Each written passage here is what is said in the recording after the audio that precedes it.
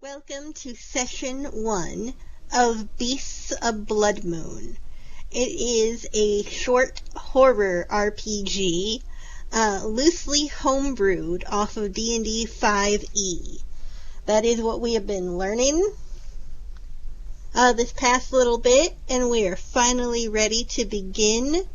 So, our story takes place in a town called Hollowmere. Hollowmere is not marked on many maps, and those that do bear its name often have it inked in a faded script, half smudged by rain or regret. Tucked deep within a dense and brooding forest, the village exists isolated, almost forgotten to the outside world. A narrow stream carves its way through the center of the town, clear and cold. Its water whispers with ancient song. It splits the village like a wound, fed by springs in the hills and winding down into the woods beyond, where it spills into a black glass lakes that locals refuse to give name to. Mist clings to its surface like a second skin, and some say that the lake never reflects the stars quite right. Hollowmere is a small, cobbled together from rough sandstone and weathered timber. Its homes are hunched like weary pilgrims. The people are few, hardy, and ever tired. Traders rarely come, and when they do, they don't stay long. The village survives on fish from the stream and game from the forest, though neither comes easy, and both seem more scarce with each passing hunt. The villagers don't speak of the hunts with fear, but rather with a grim acceptance, the one that one way might speak of winter or of wolves. Hollowmere has seen many hunts, too many. Doors have been rebuilt and walls reinforced. Windows have been boarded with iron and scripture. Children are taught to run for the church when caught outside their homes, not to scream or to plead, and always to carry a weapon. At the edge of the town stands an old church. It is a towering structure of aged wood and warped stained glass. The spire leans slightly, as if listening for footsteps in the fog. Its bell only ever rings when the signaling of a hunt begins, and at its end. But within, the church is kept warm and lit, and its cellar is deep and shielded. The townsfolk speak of it as a sanctuary, a last bastion where the hunt begins and the night is thick with howls. Few strangers stay in Hollowmere, and fewer still are welcome with open arms. But tonight, the winds carry a chill that stink of blood and memory. The people of Hollowmere light their lanterns early, and they watch the woods, and they wait.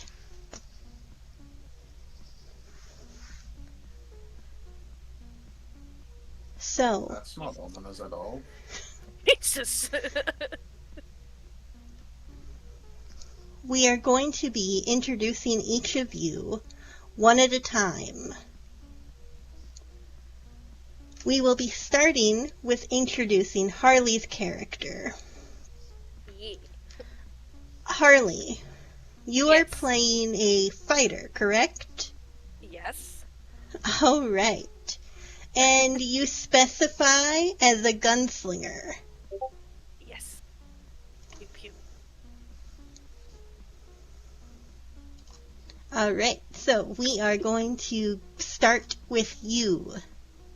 Oh god. No pressure.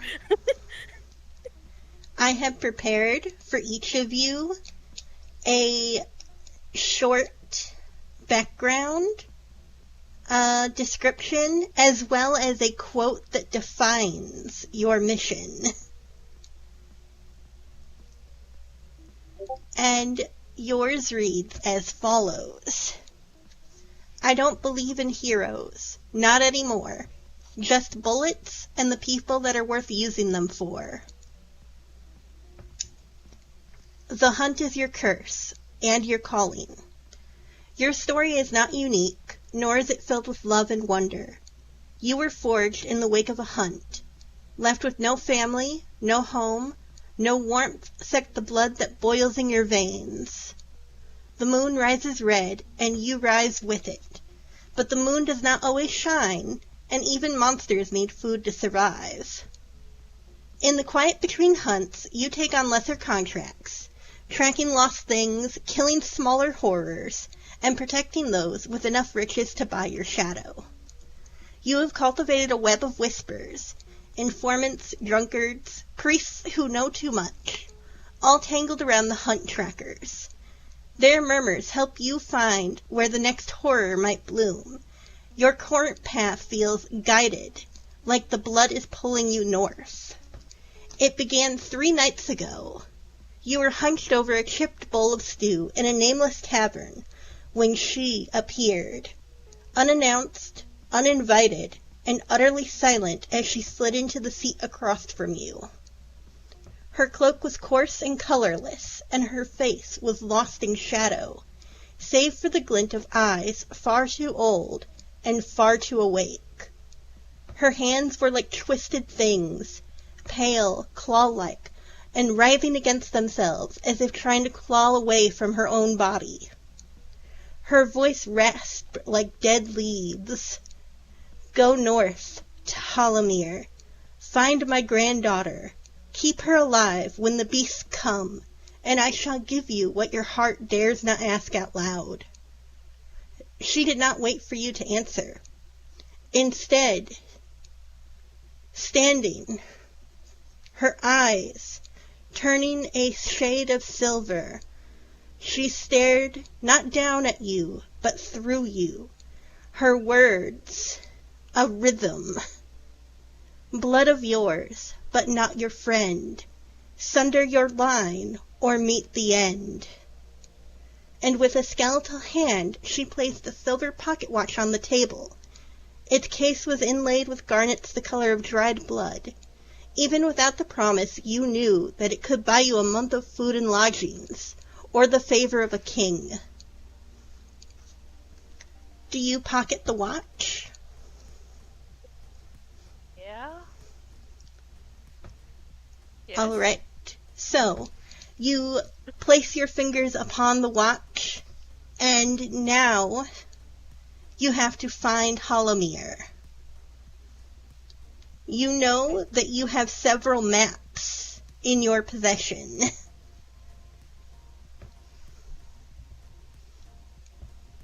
Okay. Sorry, I'm just still reeling from all of that. Jesus.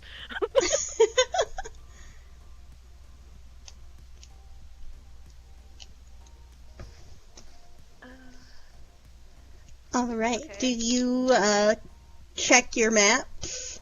Yes, I do.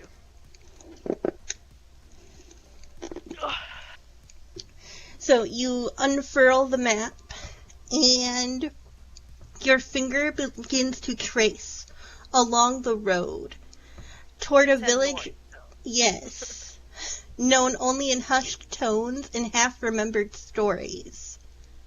And finally, you spy it. Faded and worn, barely there, but tucked away in the forest to the north. Hollomere, where the fog clings thicker than breath, and the earth remembers things best left buried. Somehow, you feel that you know your way to this place just as intimately as you know the beating of your heart as it grows even louder. And then you stop and think, is it your heartbeat, or is it the ticking of the watch?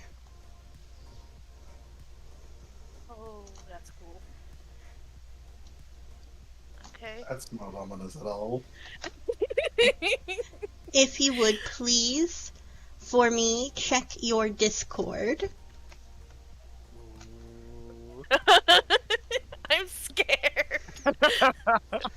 Dum dum dum. You have started your journey with the Widow's Watch.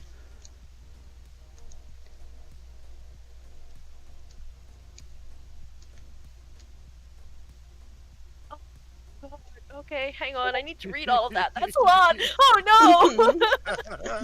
So, Oh no! the Widow's We're all Watch gonna die is of an ornate terrifying silver pocket watch.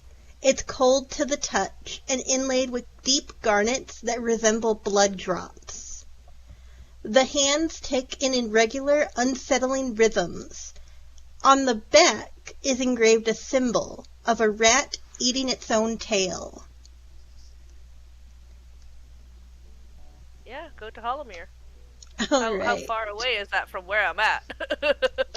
So, from where you're at, Hollomere is about a 3 days journey. Okay, cool. And as I said, your Mhm. journey started in the tavern 3 days ago. So, So I have... that is what has brought you here to Hollomere. Oh, okay. The Sorry. ticking of the watch driving your footsteps, Mhm. keeping you up at night, rushing you in the direction of the town where a blood moon is said to rise.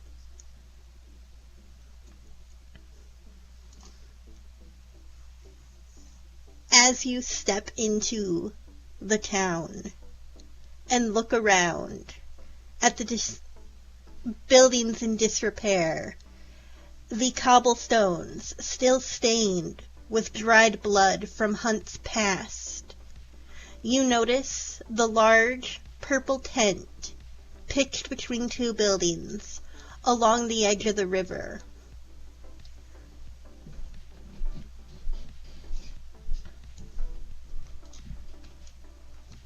As you do, you also notice the woman standing on the path, the only way into town, blocking it. Same woman that gave me the watch? Give me a memory recall.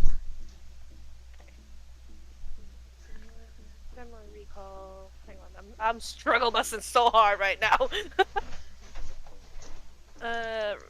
Oh, great. Just a straight roll for me. 18.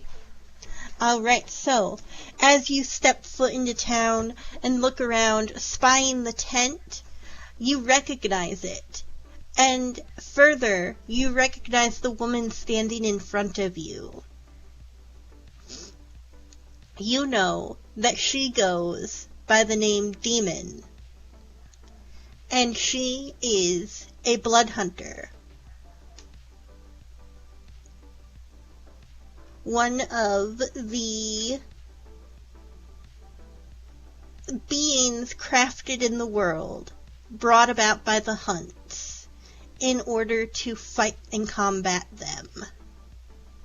You don't know much about the blood hunters, except that they are fighters of enhanced ability, and rumored to be able to shift their form in order to better fight the beasts. Some even say blood hunters are part beast themselves.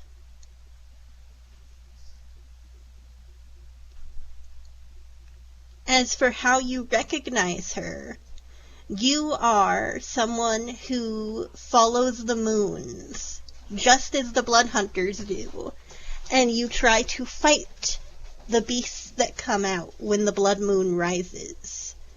So, you have encountered this particular group of hunters before, in past moons.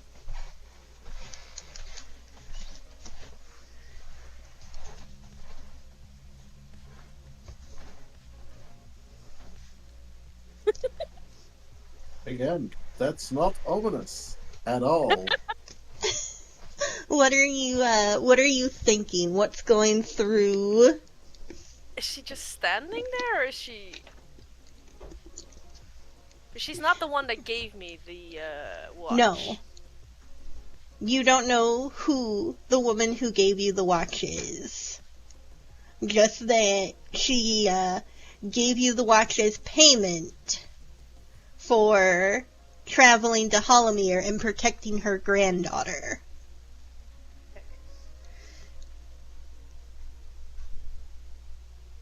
And you know that the woman from the tavern was much older, which in this world you know is very, very rare, because people don't usually make it past the age of 40. Okay. Well, I don't have a name. I'm looking for someone. I just don't know who.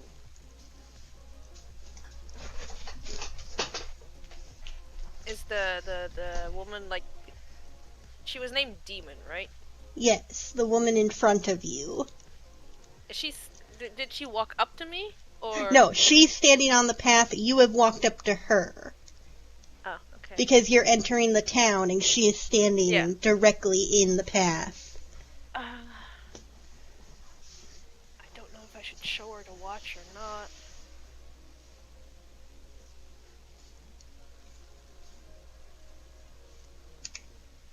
Unless she's gonna talk to me, I think I might just walk past her. I'm not sure if that's a good idea. Alright, so you're choosing to not trying to not engage and move past? Oh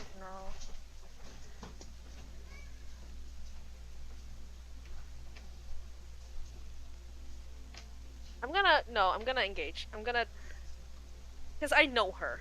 Yes. Because, I'm just gonna show her to watch. Oh, and what's that pretty trinket you have with you this time? Oh no. Some old lady gave it to me, like old. And she said something about find her granddaughter, but gave me no name or anything.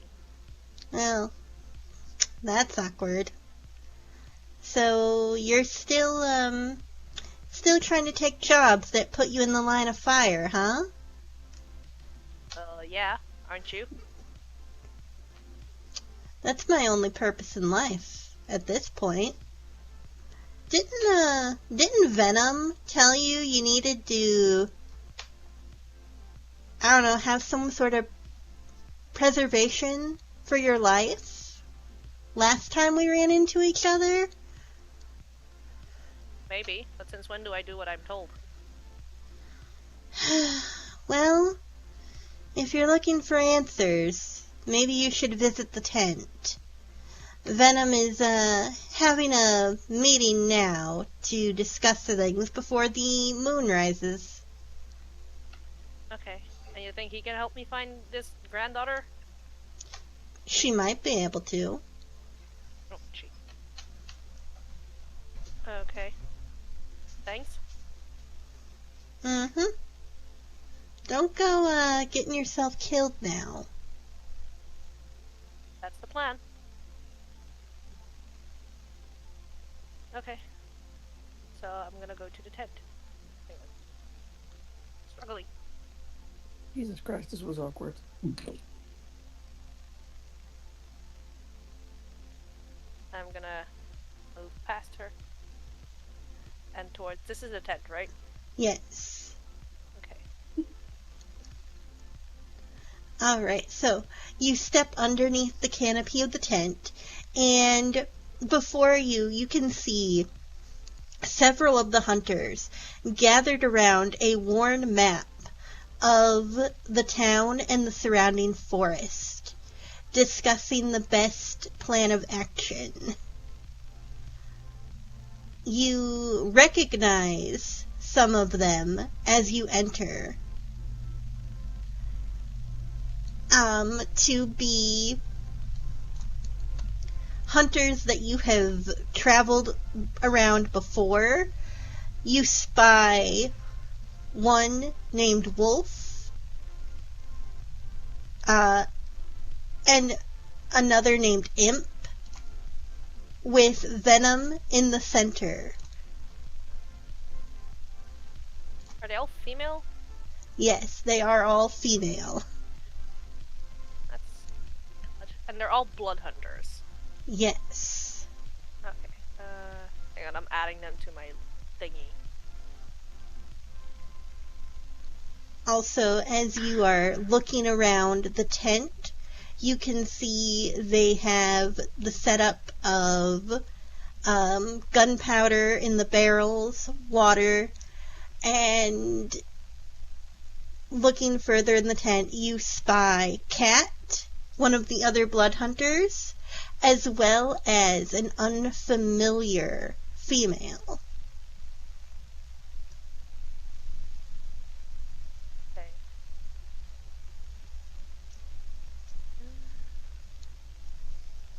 That's a lot of blood hunters in one tent. I'm just gonna go... Hang on. They don't see me yet. The ones, like, Venom. No, the ones at the map do not. Oh, I've heard of blood hunters. A murder? I'm just gonna very loudly and not subtly go...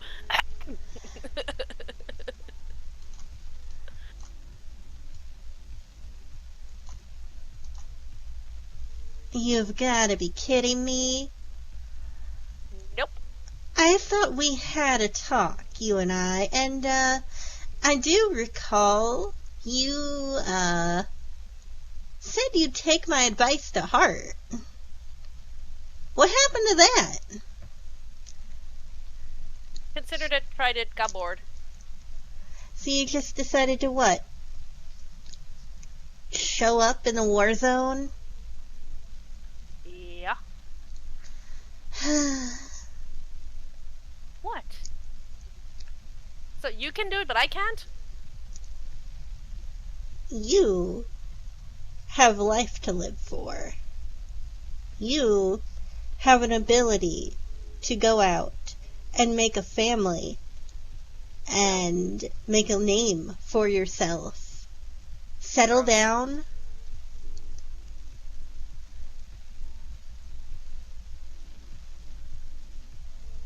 Gross. So, what job did you con your way into this time that brings you to Hollowmere? Okay, first of all, rude. Second of all, I didn't con my way into anything. And I'm pulling out the watch again. Some really, really old lady gave me this and told me to find her granddaughter. But, you know, I didn't get a name. Do you know maybe of someone really old living in this town? You're holding the watch out? Yes. Alright, with that, Venom moves forward and reaches out for the watch. Do I have, like, one of those things, like, where I, for some reason, feel like she shouldn't take it, and I yank it Give away? me an insight. Okay.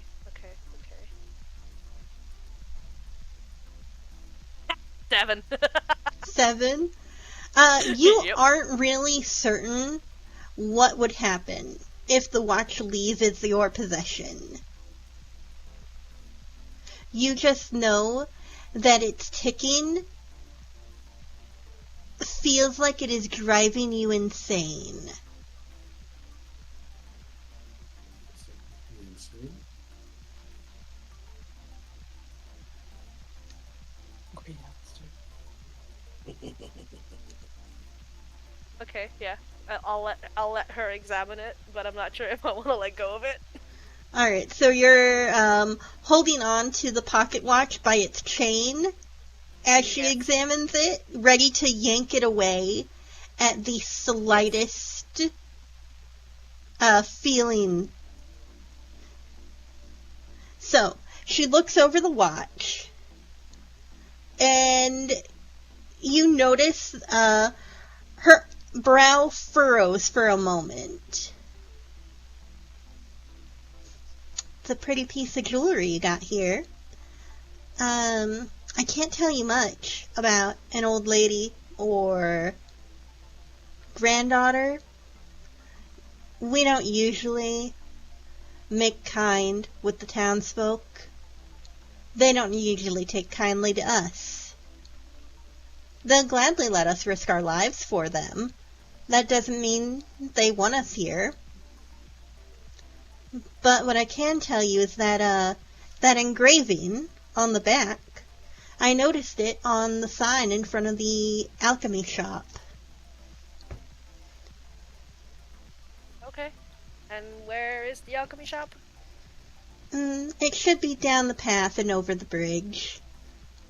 Down the path over the bridge. Okay. Thank you. I'm gonna pull the watch out of her hand. Alright, you pull the watch out of her hand, and as you do, you feel the weight of it as it swings on its chain. As if it is tugging you in the direction you need to go. Huh. Do you want to give me a perception? Perception. 21. Alright, so you can feel the sway of the watch heavier as it pulls toward the south. As you do, however, casting your eyes around the tent, you spot next to the map are several weapons laying out on the table, one of which you spy a black and silver pistol.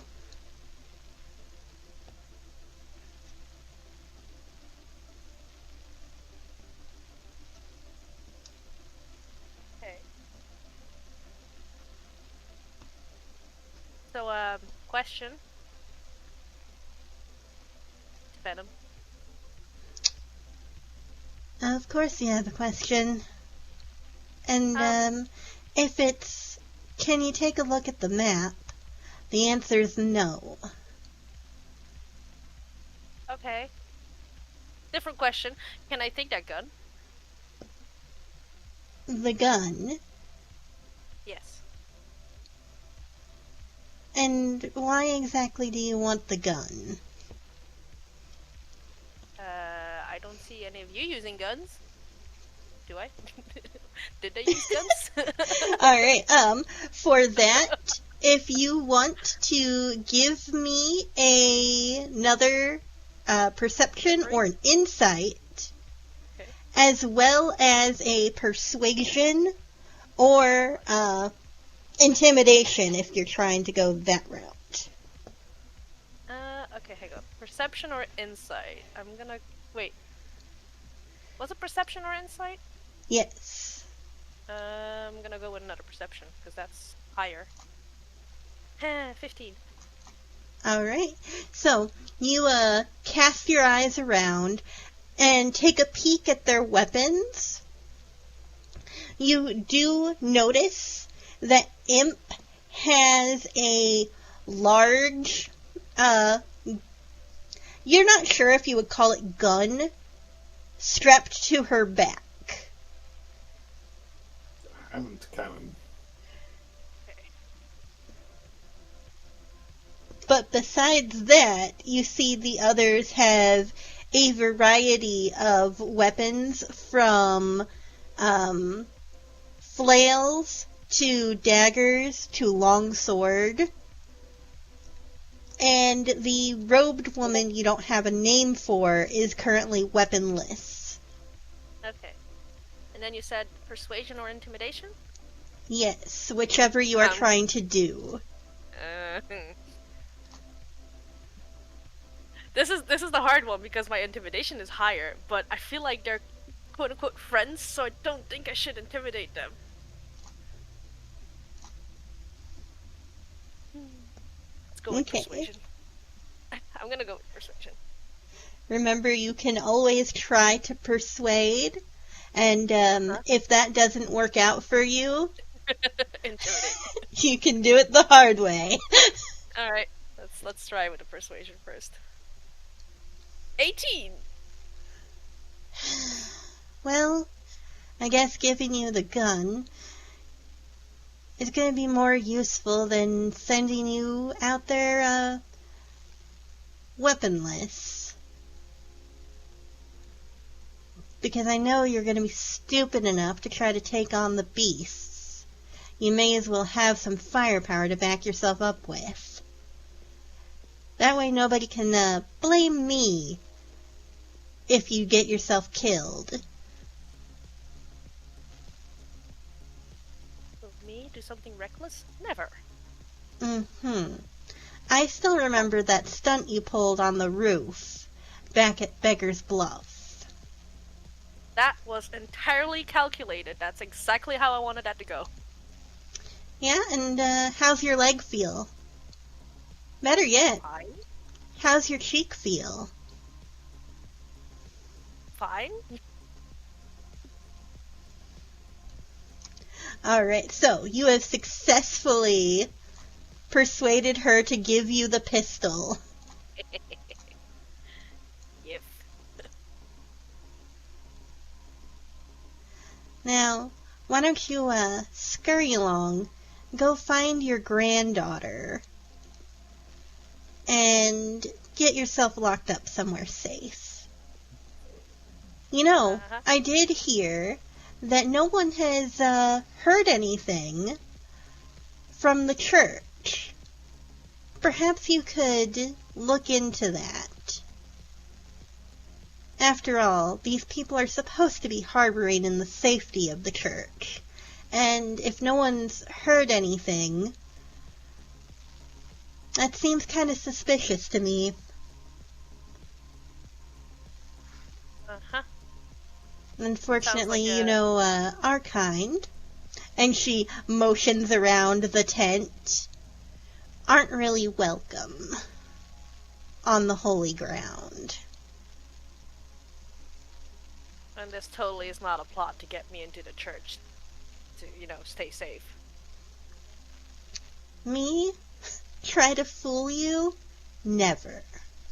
No, you would never. Never. Anyway, thank you. Bye. I'm gonna scurry out. Alright, and she, rolls her eyes as you begin to scurry. And I'm gonna follow the pull of the watch. Alright. And meanwhile, we are going to move over to Salem next. So, please, if you will, put Rain's marker outside of the Yes. tent. Yes. Just outside of the tent? Yes. Okay. So, like right here. Oh, okay. That was close. Yes. Alright, Salem. You are playing a warlock, and you have a rat patron. Is that correct? Yes. Alright. So, the quote for your character prompt is as follows. They said faith would save us, but it was teeth and claws that dragged me back from death. You were born beneath a red sky. In Hollowmere, the Bloodmoons are not stories to frighten children. They are a rhythm, predictable as the turning of seasons and just as cruel. You remember the sound of hammers sealing shut doors, the stink of sweat and oil from torchlight, the whispered prayers carried through the walls already marked for death. Your parents were believers, devotees of the church, robed in the faith and blinded by it. When the sky began to bleed and the screams stirred the wind, they took your hand and said, "The chapel will protect us." But the path to the chapel wound through the twisted streets, and the hunt waits for no one. It came from the shadows, glistening and grotesque. A thing of melting skin and weeping eyes, its body stitched from nightmares. Your parents fell to their knees in prayer. Your faith was not as strong, and you fled into a bush and swallowed your breath. They died praying, and you lived, hiding. And then the rat came, white as death and eyes like garnets. Small and perfect and utterly fearless, it found you. It spoke to you, not with words, but with knowing. It led you through the blood-slick alleys and broken doors until the alchemy shop opened its arms. You were pulled inside, away from the screams and away from the faith. Since that night, you have not looked at the church the same, and since that night the rat has whispered truth, and you have listened. You apprenticed under the alchemist, learning to grind bone into powder, boil sorrow into tinctures. You mix magic and madness, and the rat guides your hand. It speaks of endings. It speaks of vengeance. It speaks of fire beneath the chapel and rot beneath the altar. Now the sky bruises once more, and now the light returns. And now you are ready. As a note, the person who took you in and ran the alchemy shop disappeared 2 weeks ago. And since then, you have been trying to figure out why and where they could have gone. However, they didn't leave Salem alone. Instead, you were left with the help of an assistant who appeared under mysterious circumstances during the last Bloodmoon. You're uncertain of where he came from, but you have gotten to know the reasoning behind why. And from here we are going to be moving to Nex, because you two have the same start location.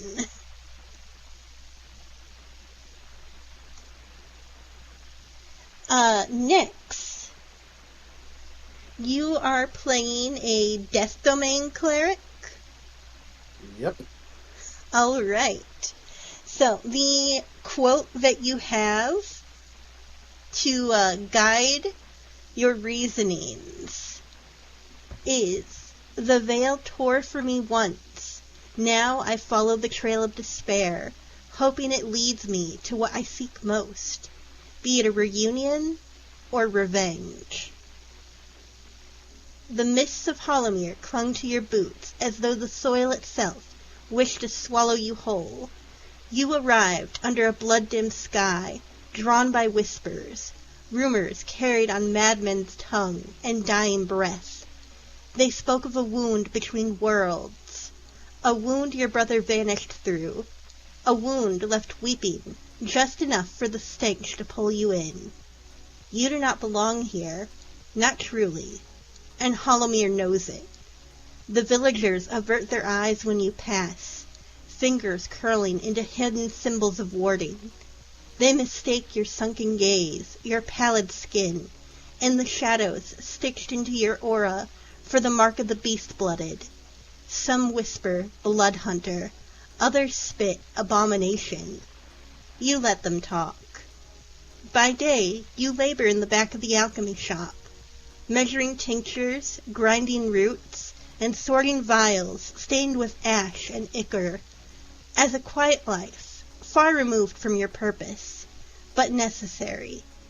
You learned quickly that coin and caution are twin keys to survival in Hollowmere. There is one light in the gloom, Salem, the apprentice, young, sharp-eyed, and full of questions. They lost their parents in a past hunt and hide their grief behind bitter laughter. Still, they see you for who you are, or at least who you are not. You share late-night tea over candlelit journals and dissected dreams. Perhaps they remind you of him, of what was lost. But you are not here to heal. You are here to find the thing that took your brother, and you can feel it, lurking just beyond the tree line, wearing a new face, waiting for the moon to bloom red once more. You will find it. You will know its name, and you will unmake it.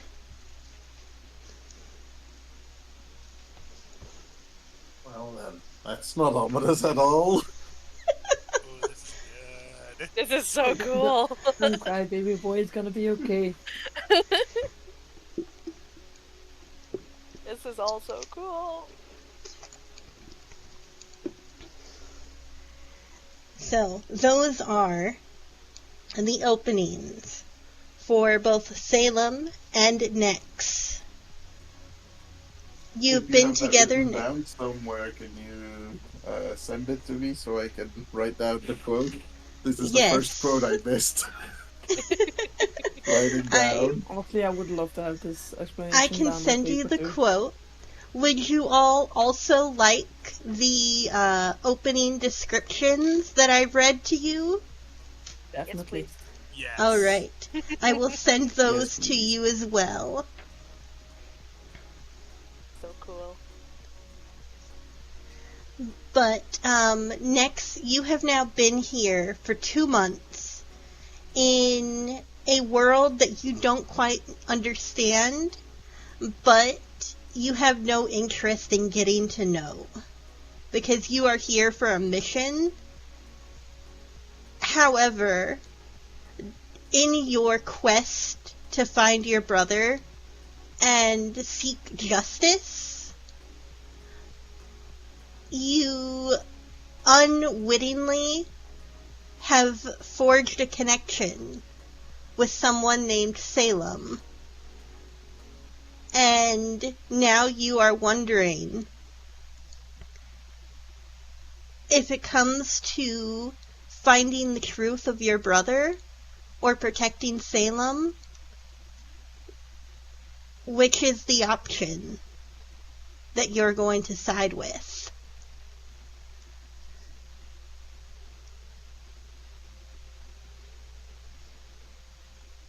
Well then, let's hope that doesn't come up. Dilemma. Ooh. Not making it easy on him, that's for sure.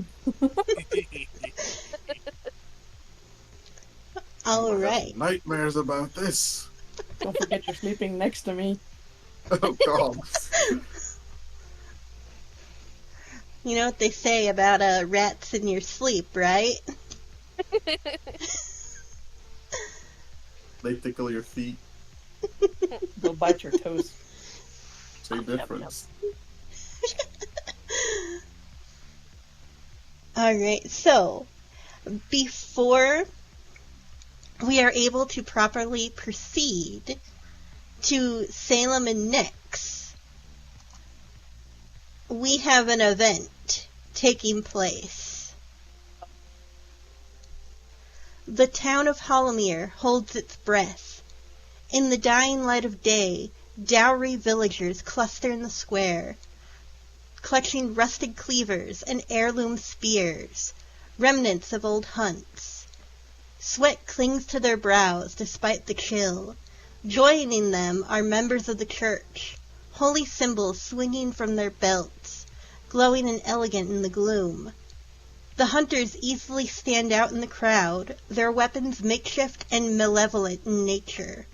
Around town, shutters slam shut and doors are bolted.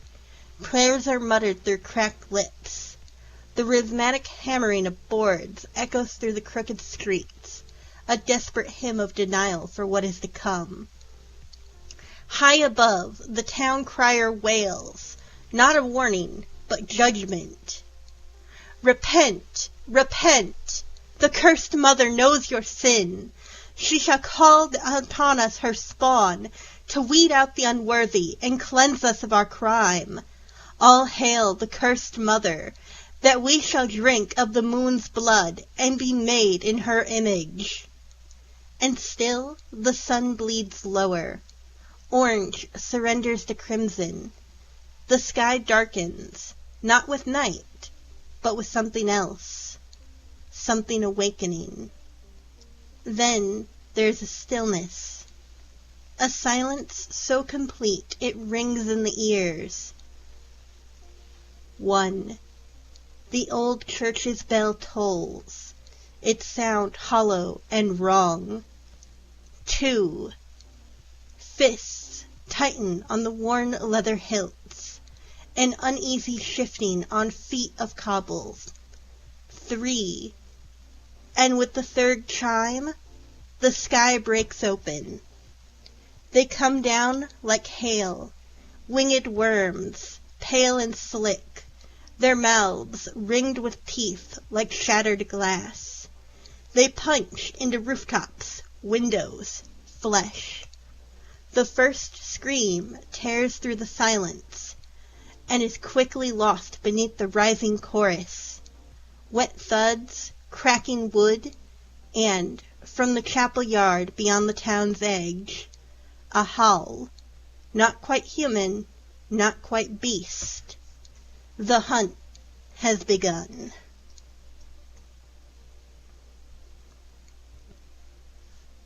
We are now moving to page 3 on the Hollowmere map.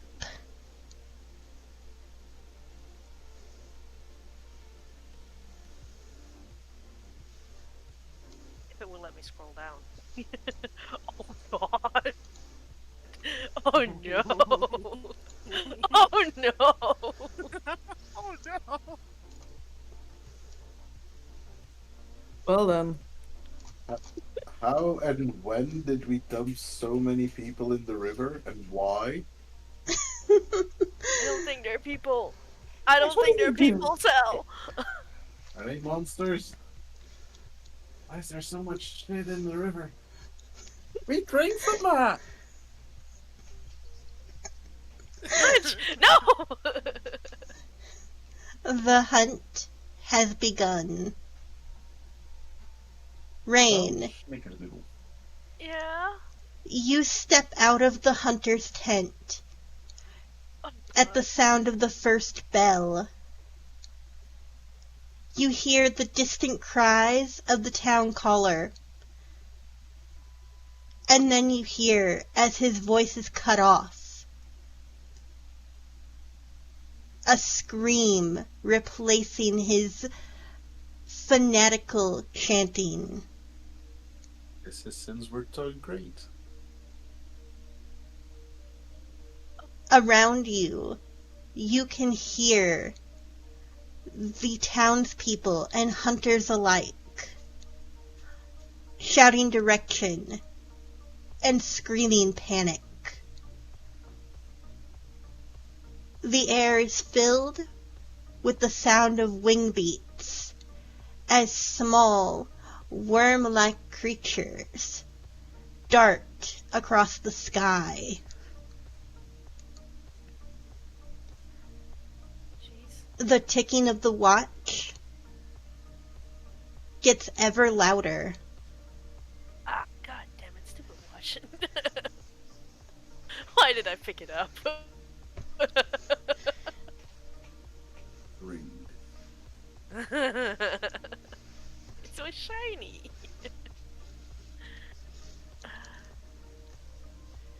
What would you like to do? Okay, the old lady said protect my granddaughter. The watch is pissing me off. So I'm gonna continue making my way to the alchemy place. Okay. So you are proceeding along the path to the south?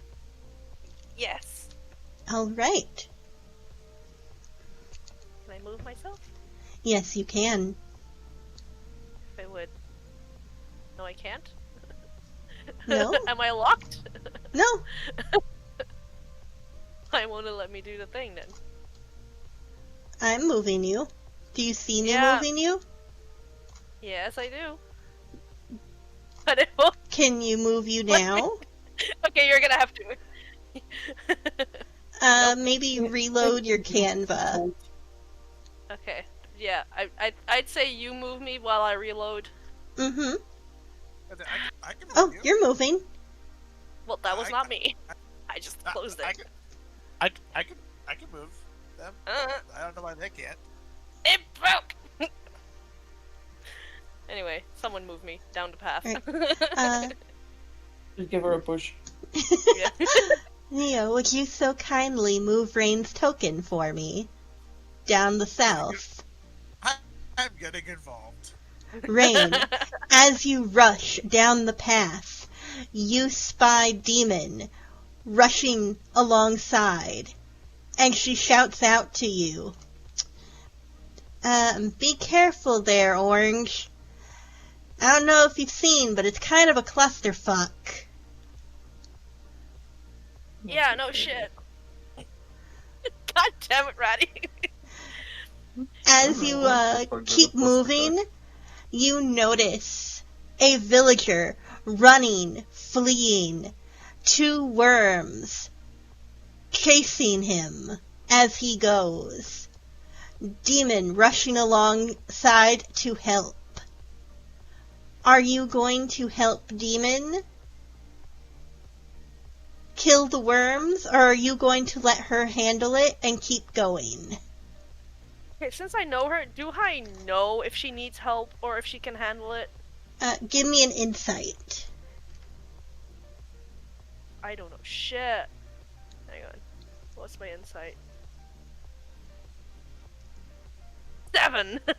So, you have never encountered this type of beast before, and you are not quite sure if they are dangerous or if they are something that can be handled alone.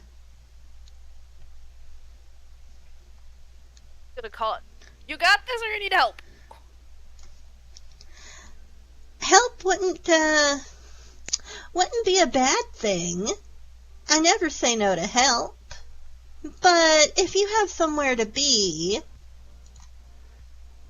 don't let me catch you up, I do need to be somewhere, so... Careful! Bye! Whoop, whoop, whoop, whoop. Ace? Alright, Oh, it's nice knowing you, Demon. are you able to move your own token? Nope, I'm still loading in. Okay. Canva's really slow. Well, I'll keep moving for now.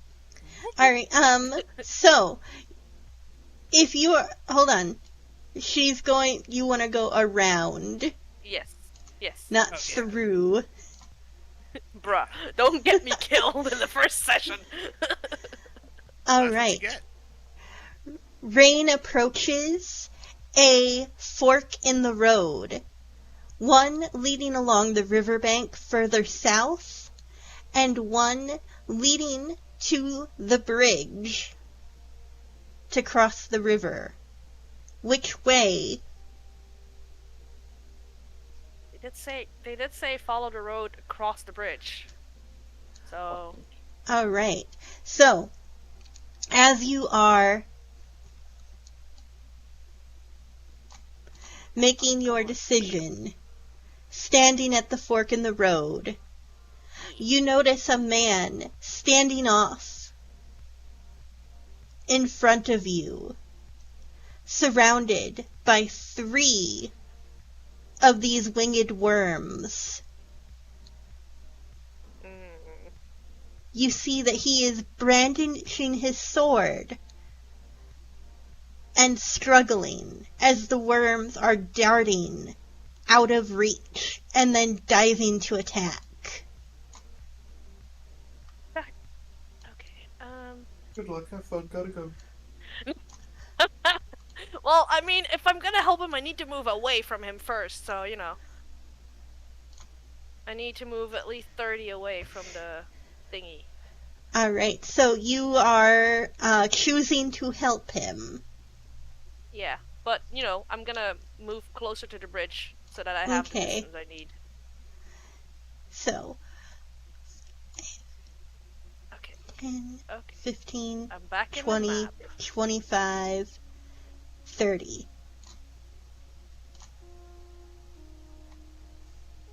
I am back in the map. Let me see if I Alright. can move myself, just out of curiosity. No? Oh, wait, yes? Yes. Okay, cool. Okay, Cool. Was this where I was? yes. Okay. Now, because you have not physically run up to engage in the fight and instead moved back, the worms are all focused on their target. Yes. They have not noticed you, and you have first initiative. Cool. Is the pistol that I picked up just a regular pistol? It is the same as the pistol you already possessed. Okay, cool. Just making sure that I add that to my sheet. Yes, and you have a store of regular bullets, Yes. as well as a round of 10 necrotic, Yes. and Acid. a round of 10 acid. Oh, I got necrotic too. Oh, okay, cool. Yes, from the gibbering mouther. Oh, did that give me bullets too? Mm-hmm. Why do I not have that written down? I know it gave me bombs. Cool. Hang on. Is it also 1d4? Yes. Cool. Okay, I'm just gonna use regular rounds. And I'm gonna shoot. Alright. Pew pew. Very original. Oh, okay. Wait, I didn't need to roll initiative, right? No. Okay, You cool. immediately have first initiative. Cool. 12 to hit.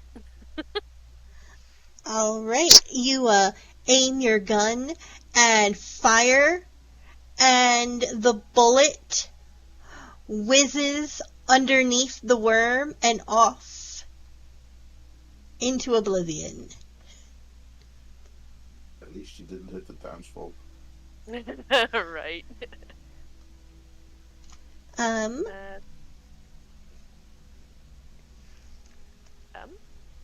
what would you like to do next? Second Hit the gun. target?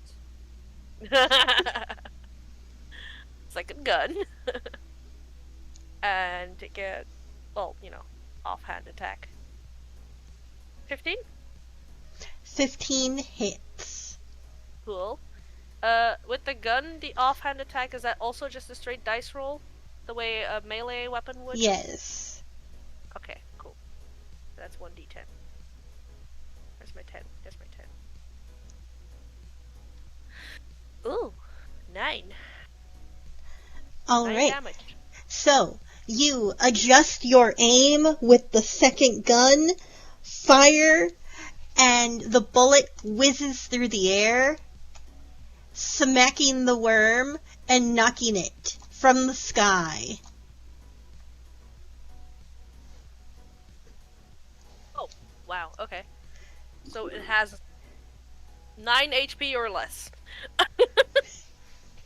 Good. Good to know. Right, so you have used your first turn, and it is now the worms. Right. And ready for my arrival, worms. The worm strikes out, flying down from the sky and biting into the man's flesh. and is dealing 8 damage.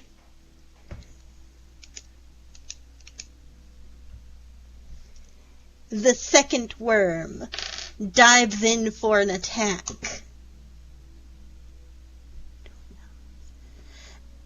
And bites into the man's shoulder, Ouch. dealing 3 damage. The man swings his sword out, trying to strike at one of the worms. Finally, biting into the flesh of one of them with his sword.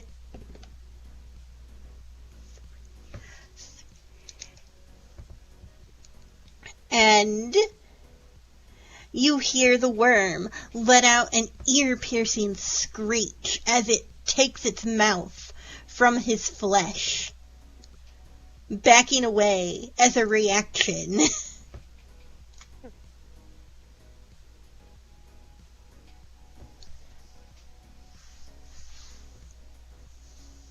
Are you ready to fire?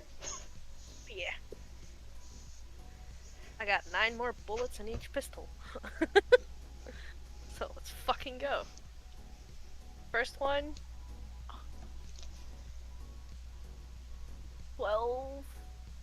Your first bullet misses, careening off and hitting a nearby house.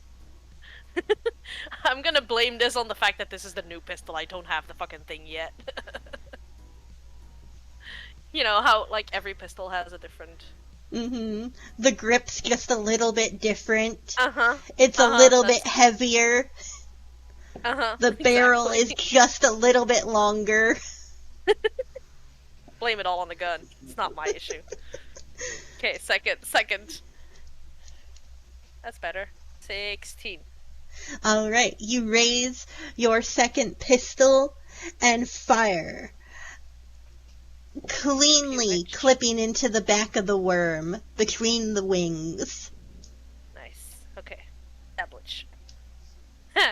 3! Well, Alright, so you clip between the wings, knocking the worm out of the sky.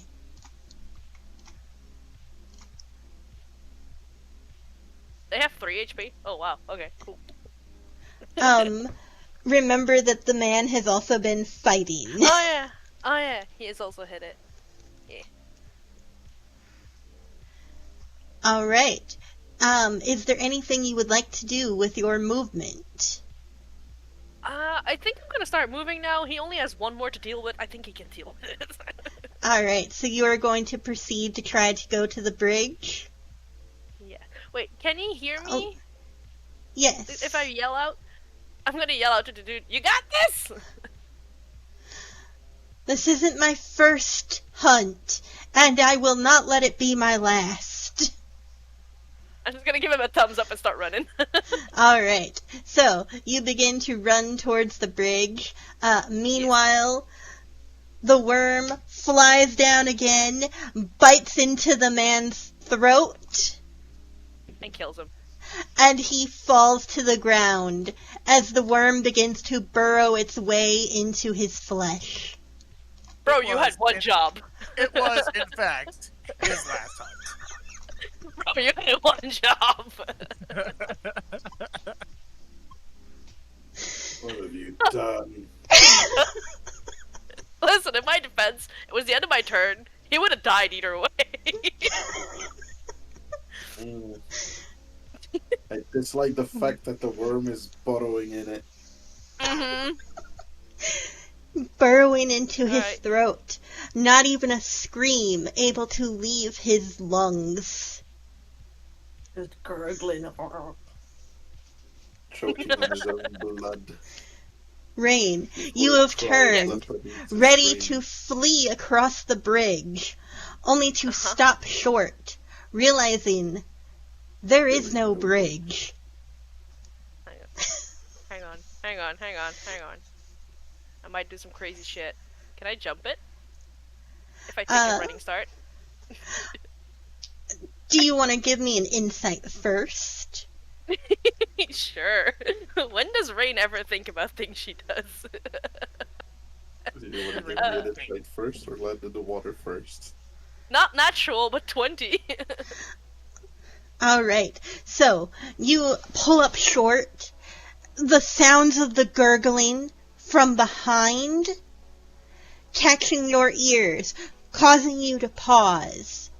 You look at the bridge, and you look beyond, seeing the monsters jumping from the water, trying to latch on to whatever they can. To your south, you see a man stranded on a rock in the water, surrounded by beasts. Further down, you can see a dead body floating, being ripped apart by these fish that hunger for nothing more than the flesh and blood of the townsfolk. You have a feeling that you don't want to risk jumping.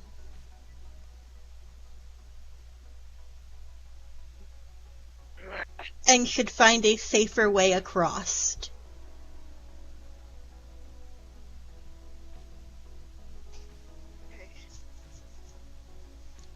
Can I tell from where I'm at where the safer place across is?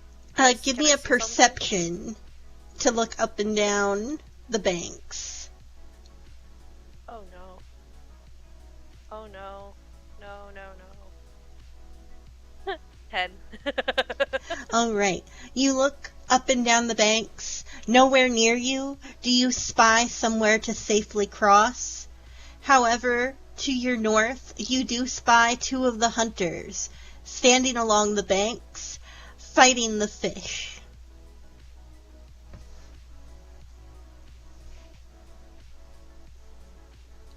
Yeah, this is very grim, but do I have a feeling I can help the guy to my south, or is he just lost? Give me a insight or a survival. Hang on.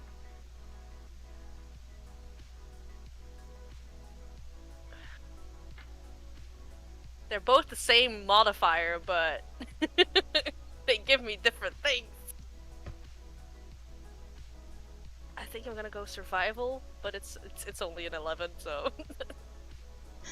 Alright, so you stare at him for a moment, looking around, and you weigh your options of maybe jumping onto the floating board that has been bitten into and questionably buoyant, and look to his rock, and you realize that his rock seems to be pretty slick as he is slipping, and you have the sense that it would be foolish for you to try to reach him from this side. Okay.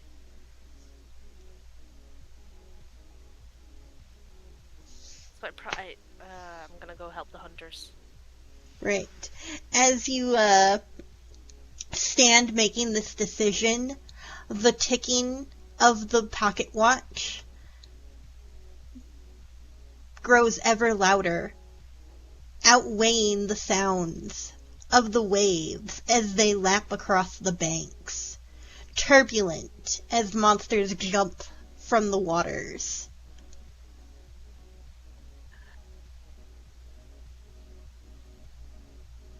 Okay, I'm gonna go help the hunters. Maybe they can meet me across. Alright. That was north. Honestly, should I stay here because, I'm ranged? Are you choosing to help them, or are you choosing to just ask them if they know a way across? Help them first and then ask.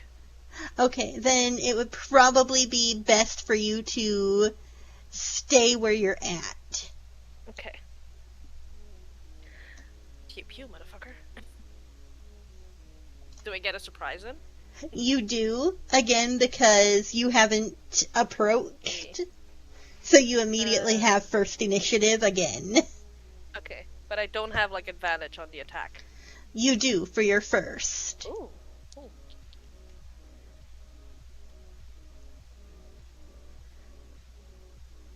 I keep forgetting my plus. 19. Alright. You fire your pistol, and for the first time, with your new pistol, you make a hit. Cool. And that is 1d10. Oh, that's 10 plus 3, that's 13 damage. Alright. Damage. Nice. That's more like it. So, you fire into the closest fish, and water splashes up as the bullet makes contact with its body, where the body meets the water. Gotcha. Bonus action. Pew. 20, but not natural. Another successful shot. Cool. 2 damage!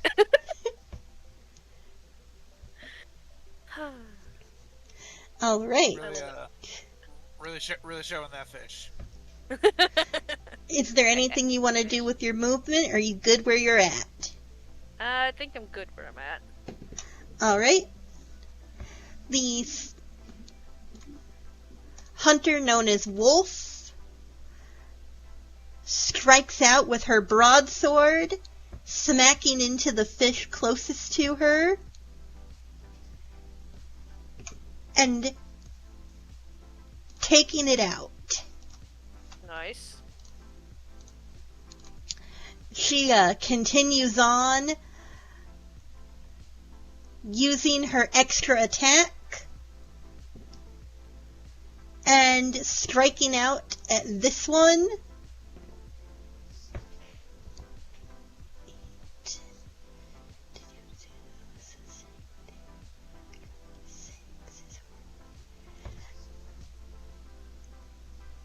Imp proceeds to use her lashes, missing the fish closest to her with her first, and hitting the second.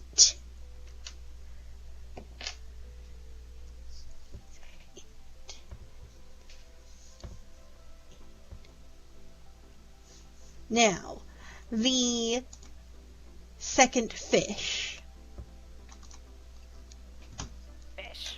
attempts to bite out. And as a trait, these fish have pack tactics. So, they have advantage on attack rolls against creatures if one ally is within at least 5 feet, and the ally is not incapacitated. So, it attempts to bite, and misses. The third fish attempts to bite and manages to succeed, lifting its body out of the water and biting into Imp.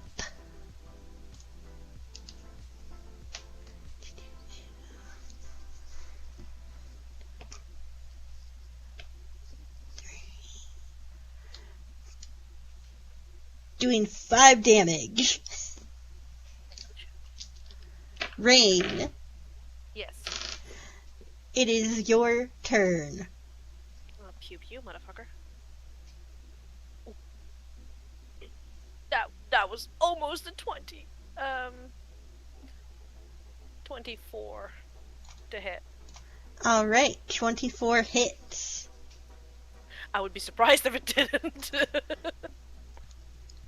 And 11 damage. Alright, your bullet flies through the air, smacking into the fish's fin and sending it careening. down the river, dead.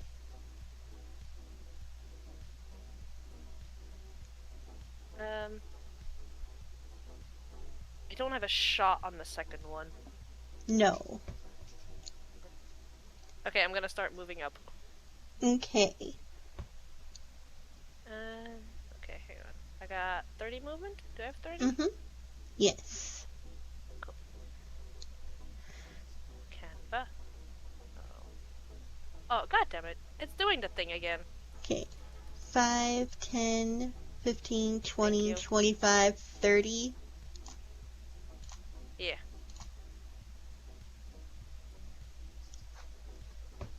Oh, I can turn, but I can't move. That's great. Helpful. Yeah. You Can got I- it. Thanks. Can I talk to them, or is that outside of my turn? You can talk to them. Wolf is currently swinging her broadsword.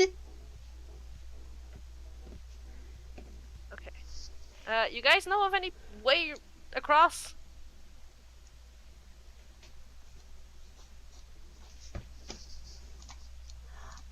As Wolf swings her broadsword, the fish biting into Imp loses its grip and begins to float.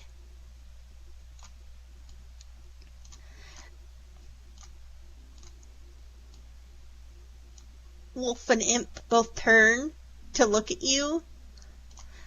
What do you mean, do we know a way across? Did you not see the bridge? Bridge is gone. Oh, that's bloody fucking brilliant, isn't it? The bridge is gone. Love that. You can try to get across with the rocks to the north. They should be close enough you can hop them. Just be careful, they're slick. Got it. And I'm gonna move to the rocks. Alright.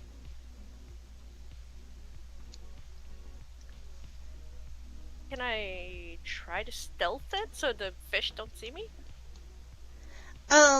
You can try. So you've moved to the first rock.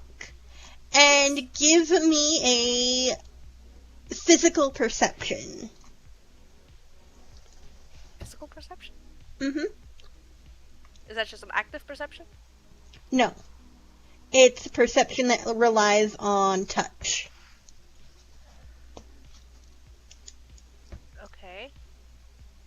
So what do I is that just a perception Yes. thingy? Okay. 9. Alright, so you put your foot on the rock and boost yourself up, looking out over the water. You can see that there are rocks sticking out of the water and then one along the bank. How would you like to proceed? Safely. I'm not sure if I'm best going to the north one first or just skip that one. I don't think I can make that jump. That is what? Almost 15 feet. Okay, I'm gonna try to jump to the one to the north of me. Alright. And you said you wanted to try stealthing as well? I wanna try. Alright, so you are going to be rolling an acrobatics with disadvantage. Because I'm trying And to stealth. rolling a stealth. Okay. Acrobatics with disadvantage? Dice? Mm-hmm. What the fuck? Come here. I just yeeted my dice across the living room. Anyway. Acrobatics with disadvantage is still a 17. Alright. Now give And me then your stealth. stealth. I'm gonna use Blaine's dice. Yeah! 23! Alright, so you turn, pointing your feet to the north, and that's when it clicks in your brain that these rocks are very slick. And so you have to be careful because it is difficult terrain Yeah. as you are hopping to them. You ready yourself and leap. Your small body propelling through the air and landing on the rock. Your time in training for these types of things giving you the balance to land. Nice. The fish nearest to you doesn't seem to have noticed. Cool. Do you make your way along the rock to reach the next one? Yes. All right. Give me another acrobatics with disadvantage and stealth. Okay, acrobatics. No, natural one. You're dead. Rain, you Yes. prepare to leap. Your boot catching on the slick rock as you plunge into the water. Do I know how to swim? Instantly failing God. your stealth Oh. as the sound of you falling in the water makes a splash, alerting both of the fish. Oh no. The current is sweeping you down. Thankfully, To the rock. it sweeps you onto the rock. Okay, cool. I want to try to jump for the next rock and just bolt. Alright. Give me your rolls as the fish close in.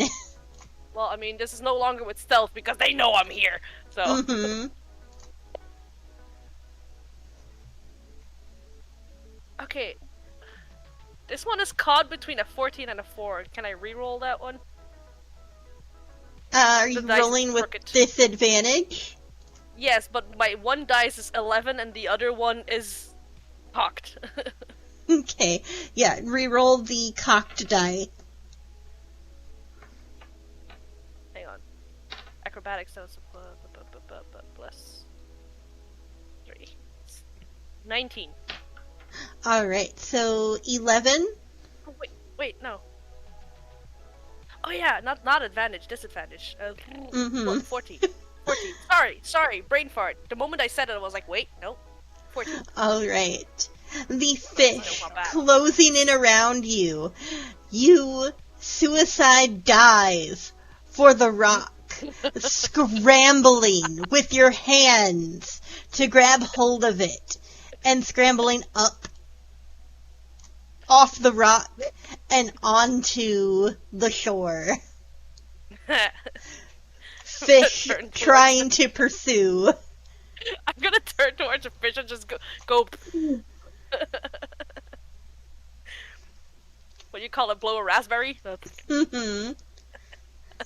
Run. Just Alright. make sure you reload your guns because wet powder doesn't shoot. True. Now, on the other end of the bank, the sound of the ticking of the watch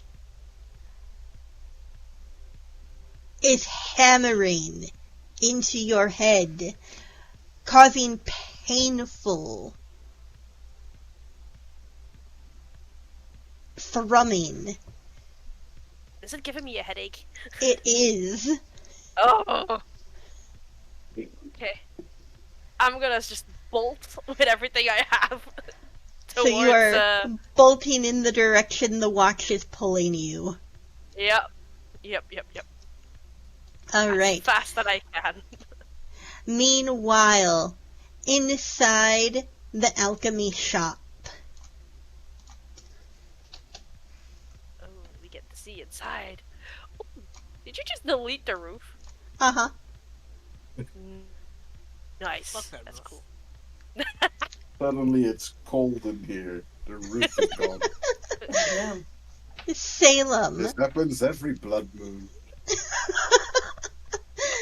you sit at your desk, poring over manuscripts and scrolls.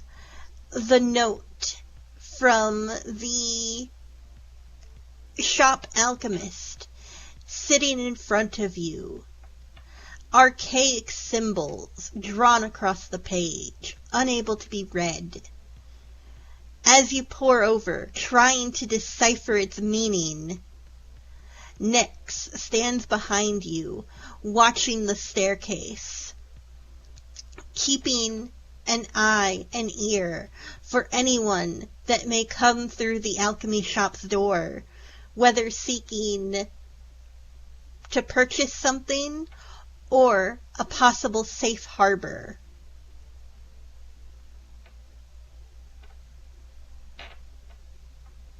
Do I need to make a perception check? Yes, you can.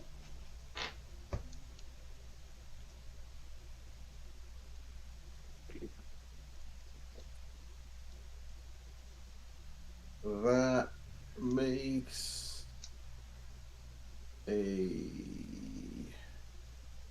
Where's my perception? Plus 3, that makes a 17. All right.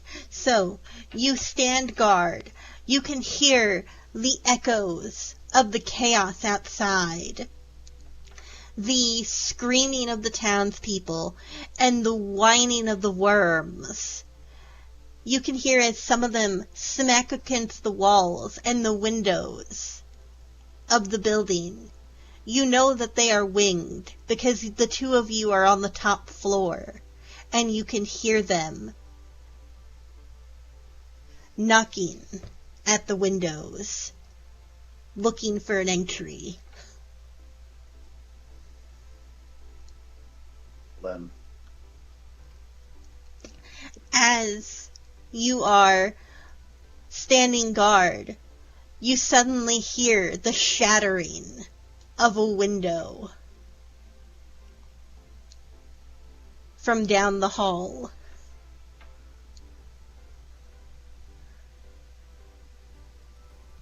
Fucking damn it, they're breaking my windows. yeah, I'll inform Salem and I'll go check it out. Right. Seeing as we're in close quarters, before I engage in fighting, I am going to unequip my javelin and equip my mace. All right. So you So that quickly makes sense. swap your weapons as you are marching down the hall past the staircase. Salem, as he informs you of what he is doing, are you staying reading or are you following him, knowing that it is close quarters?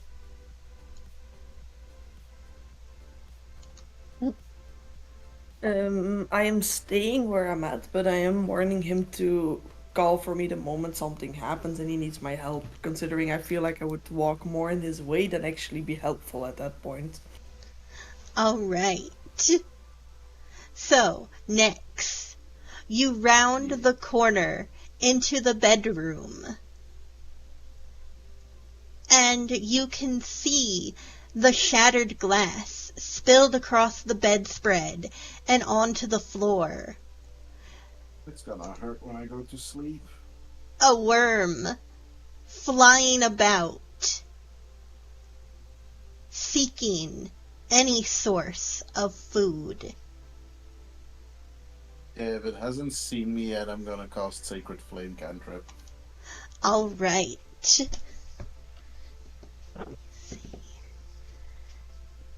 It failed, so it is taking damage. Oh yeah. That was a D8. That's this thing. That would be 7 damage. All right, would you like to describe for me how you are murdering it with this flame? With like a scowl on my face and a flame in my hand, I round the corner, see the thing, and I just burn it to a crisp Alright, so you round the without leaving a corner, remark. the flames enwrap the worm, and it curls into itself, landing on the bed and glass.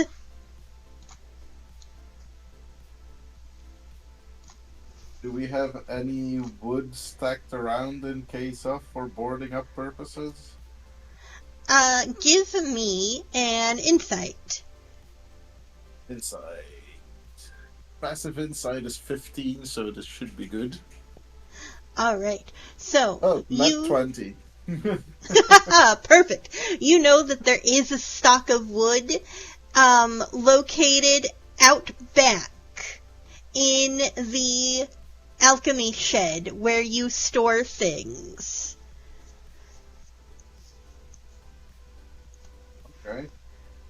Seeing as this should be a safe haven, I am going to inform Salem that the window is broken and that I'm going to go out back and get some wood to board it up before we get overrun. Alright. Salem, you know that he is now leaving.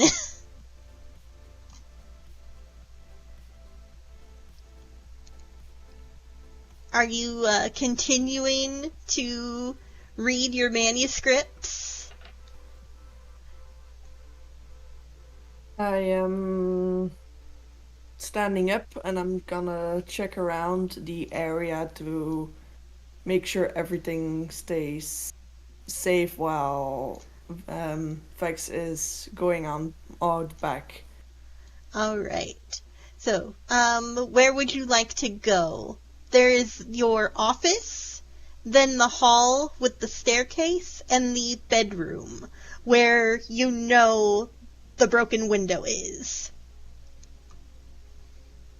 I would like to go to the corner of the bedroom and have a little peek outside,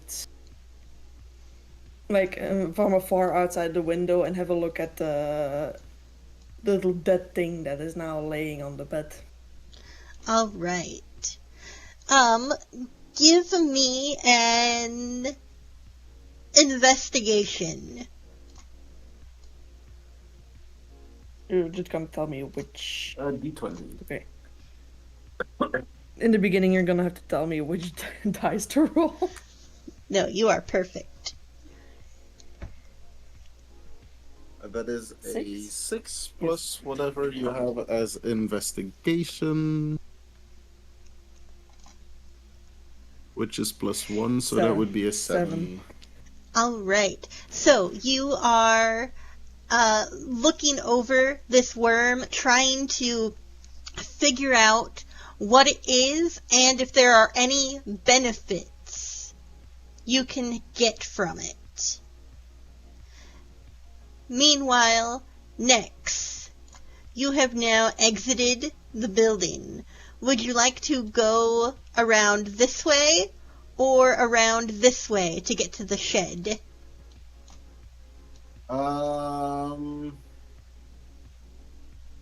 Can I make an insight or a perception check to see which side is safer or what is happening around? Either one. That is perception. That would be a 19 plus 3, so a 22. Alright, so you stare towards the river, and you can see that there are no other villagers or hunters along this path within your line of sight.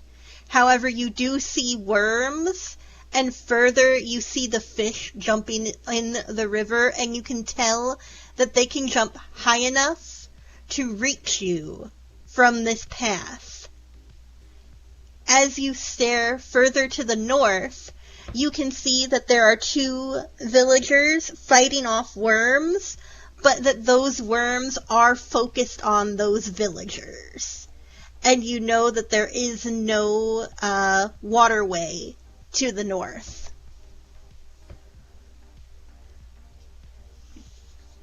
Okay. I will put away my mace and take out my javelin, which needs me to be within 30 to 120 feet to be able to use. I will walk up to be within about 30 feet of the worms as To my the main north? action. Yeah, north. Towards the villagers. Alright, so you are actually good where you were. Okay. I will throw my javelin at the closest worm, and then I will cast Sacred Flame at the next one, unless the worm is not dead. Alright, so because you have not physically walked up and engaged, have first initiative, and you have advantage on your javelin throw. Alright. That is 10 or 23 to hit. Yes, 23 hits. Okay, that is 1d6 plus 2. That would be 4 damage on the closest worm to me. Alright, you throw your javelin, and it spears the tail of the worm, slightly dragging it down out of the air, closer towards the ground. Okay. And then on the worm besides it, on the horizontal axis, I will cast no, the other one. Okay. Yeah, that one. I will cast Sacred Flame. Alright, let me... So, it passes its check. So it threw more than 13. It threw a 19. Then I don't think I do any damage. Or is it half damage? I am checking now to be sure. The target must succeed or take from cover. It takes no damage. So, you attempt to cast your Sacred Flame, and you feel it kind of fizzle out in your palm. Oh, fuck, there goes my fire. I'm out of juice. Alright, give me a moment here. I am gonna quick speed this. You hit, alright, you don't, so...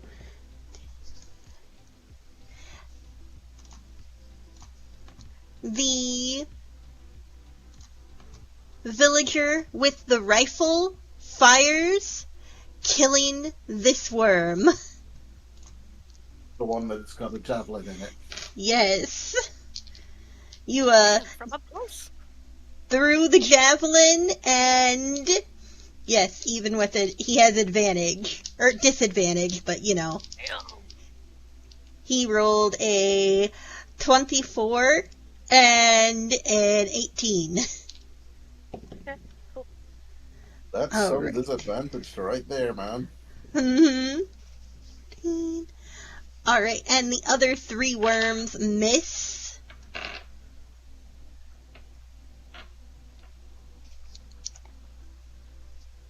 Next, you have lost your javelin in the tail of the worm on the ground. But it Yep. is now your action. My action. Or movement, or will- whatever you wish to do. I will take out my mace I don't know if that's a bonus action or a turn action. And I Nope, will. it's a turn action, so you are good to go. You still have your action Alright. and bonus. Then I will cast Sacred Flame on the same worm I tried on last time. Alright. And it succeeds. Again. I want to know what foul magic that thing has eaten. Then, does any of the villagers seem wounded? Give me a quick insight. Or a perception. I'll go for insight. That's passive 15 or more. Alright, so yeah, passive you 15. quickly look them over, and you can see that they do have some bites and chunks of flesh missing and are openly bleeding. Okay. Then I will cast Healing Word on the one that is most wounded. Alright, so you are casting Healing Word on the older gentleman with the pitchfork. Okay. That is 7 health given back. You notice the light creep up around his body, and he takes a deep breath of release. Is there anything you would like to do with your movement? Yeah, I'm gonna move in closer so I can whack with my mace. Alright. You can move about here. Also, you still need to roll your D8 damage on this worm. Oh, I thought he succeeded this check. No, he failed. Oh. My misunderstanding? You are just fine. That's 7 damage. Damn. Alright. So, the worm goes up in flame and careens to the ground. Wisps of white light still swirling about his body. Burn, bitch.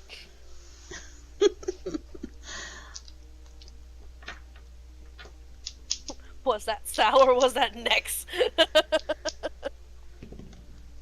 Yes. Oh man, he still hits, but his first hit was a nat 20, and he has disadvantage. Just love it. Aw, man!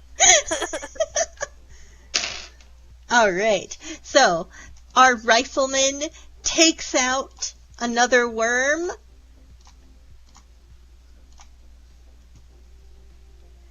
And our villager with the pitchfork again misses. Cannon fodder. The final worm attempts to bite and misses. Dude with the pitchfork is just confused where the healing came from. Mm-hmm. He's just confuzzled. He's just All like, what right. a tarnation! Sal, it is your go. I'm a move over the corpse that has my javelin in it. Pick up my javelin. Alright. And then move along a bit to get a clear view on the other This worm one? and cast Sacred Flame. Because that seems to work really well on these things. Alright. Give me a moment. Your sacred flame backfires, burning your fingers, Please deal 1d8 to yourself. Did it roll on that 20? It rolled a nat 20. That's a 3. Alright. Next, you are taking 3 damage from your own flames. What foul magic is this? Alright, so you used a bonus action to pick up your javelin, moved, and then sacred flamed. Seems to be everything I can do. Our rifleman cannot reach that worm. Let's see, our man with the pitchfork jabs upward, stabbing into the worm's body and dragging it to the ground. There you go. The worm letting out a screech as it dies. I was rooting for the dude. The 2 men turn to look at their surprise savior. Next, do you want to give me a insight?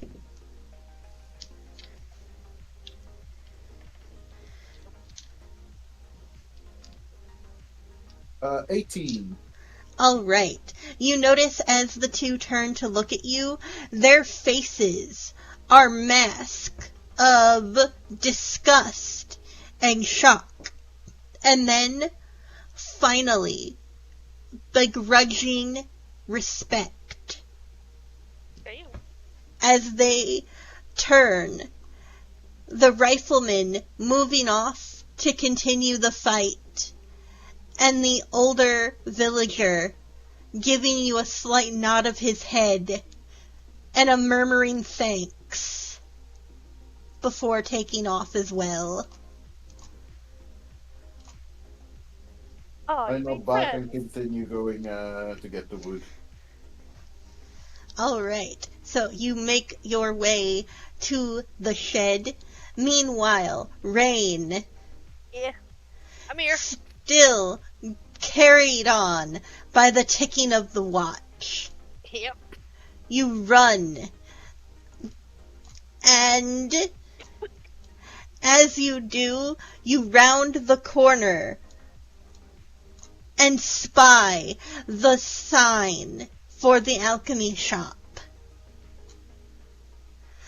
The image of a rat curled on itself, eating its own tail, engraved into the worn wood. Alright, I'm gonna go in. That's a little borot. Alright. You step within the shop. You notice, as you do, that it seems to be quiet. No Ticking one... stop? Did the ticking stop? Yes. Or is it just... Oh, okay.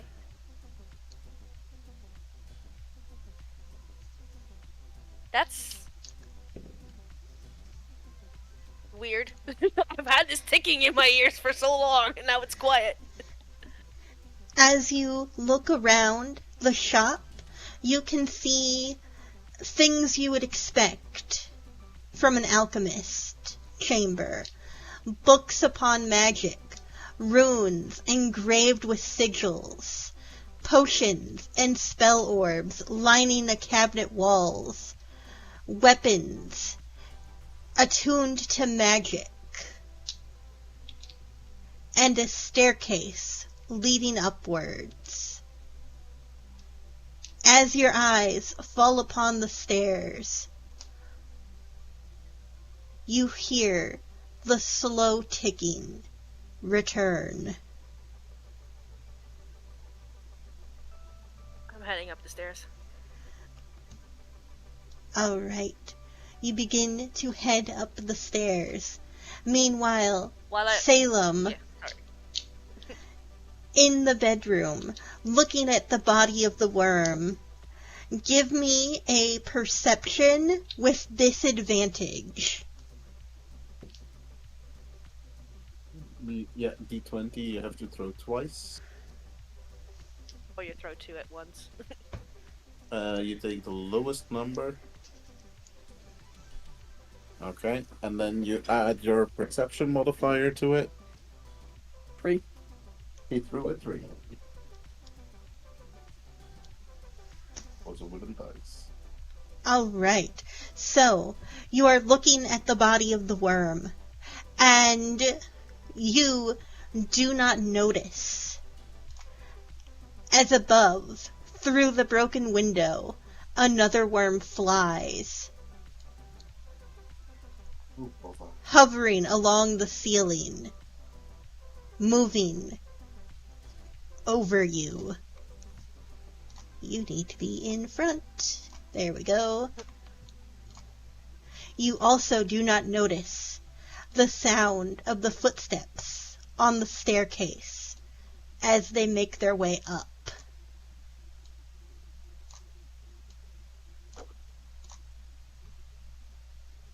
Ooh, bother.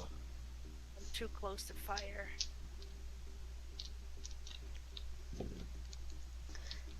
Rain, Yes. as you come up the stairs, you spy the flash of long blue hair caught in the red moonlight, Oh no. appearing almost purple. And you spy the worm as it begins to descend.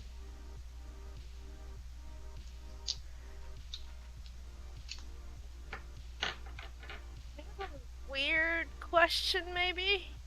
Yes. Uploaded this thing. Hang on, can I PM you real quick?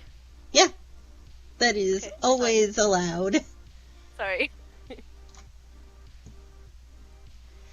Salem, meanwhile, through your examination of the dead worm on the bed, you have discovered that the worm's hide is farmable, and you feel that with enough collected worm hides, you would be able to strengthen and reinforce your armor. Mm-hmm.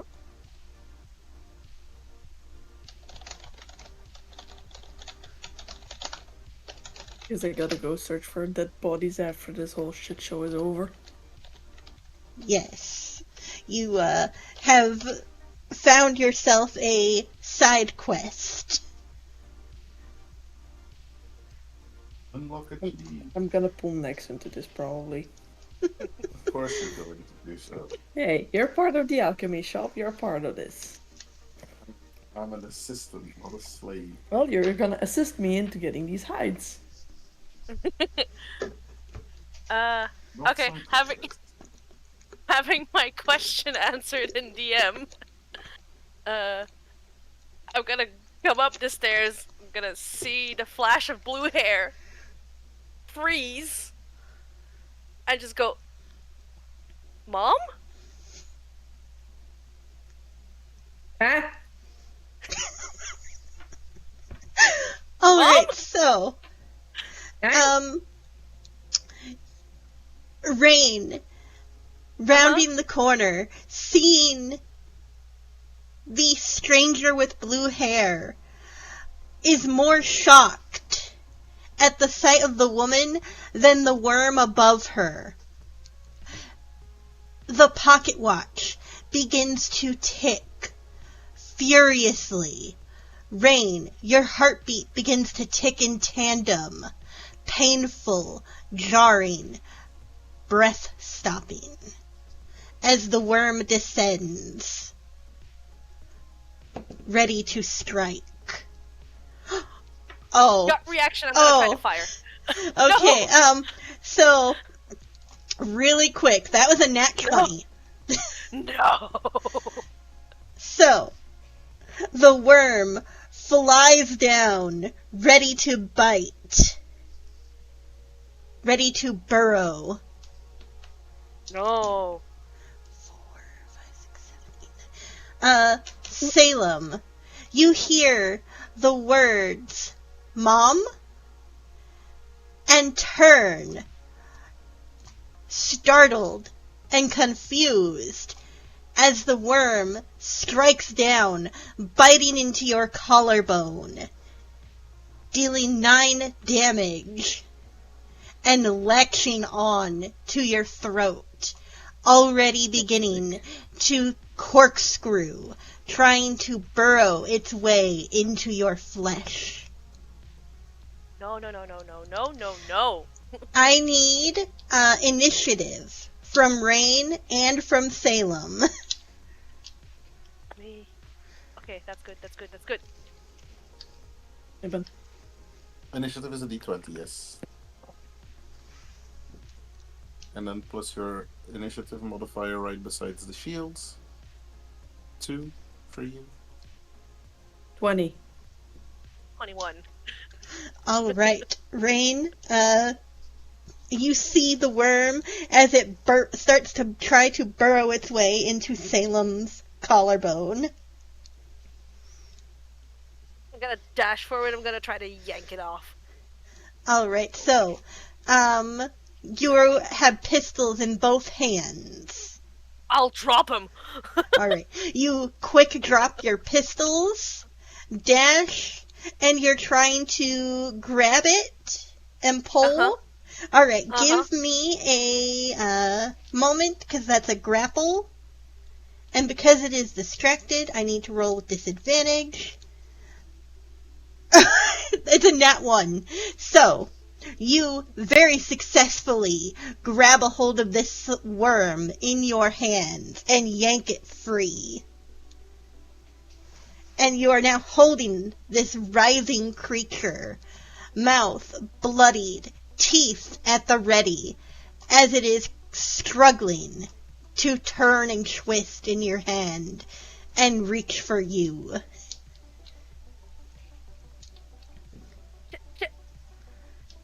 Wait, I have I a sword. recommend fire. You're not here! Can I smack it with my staff? Get it! Get it! Get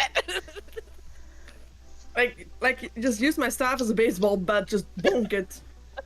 Yes, you can do that.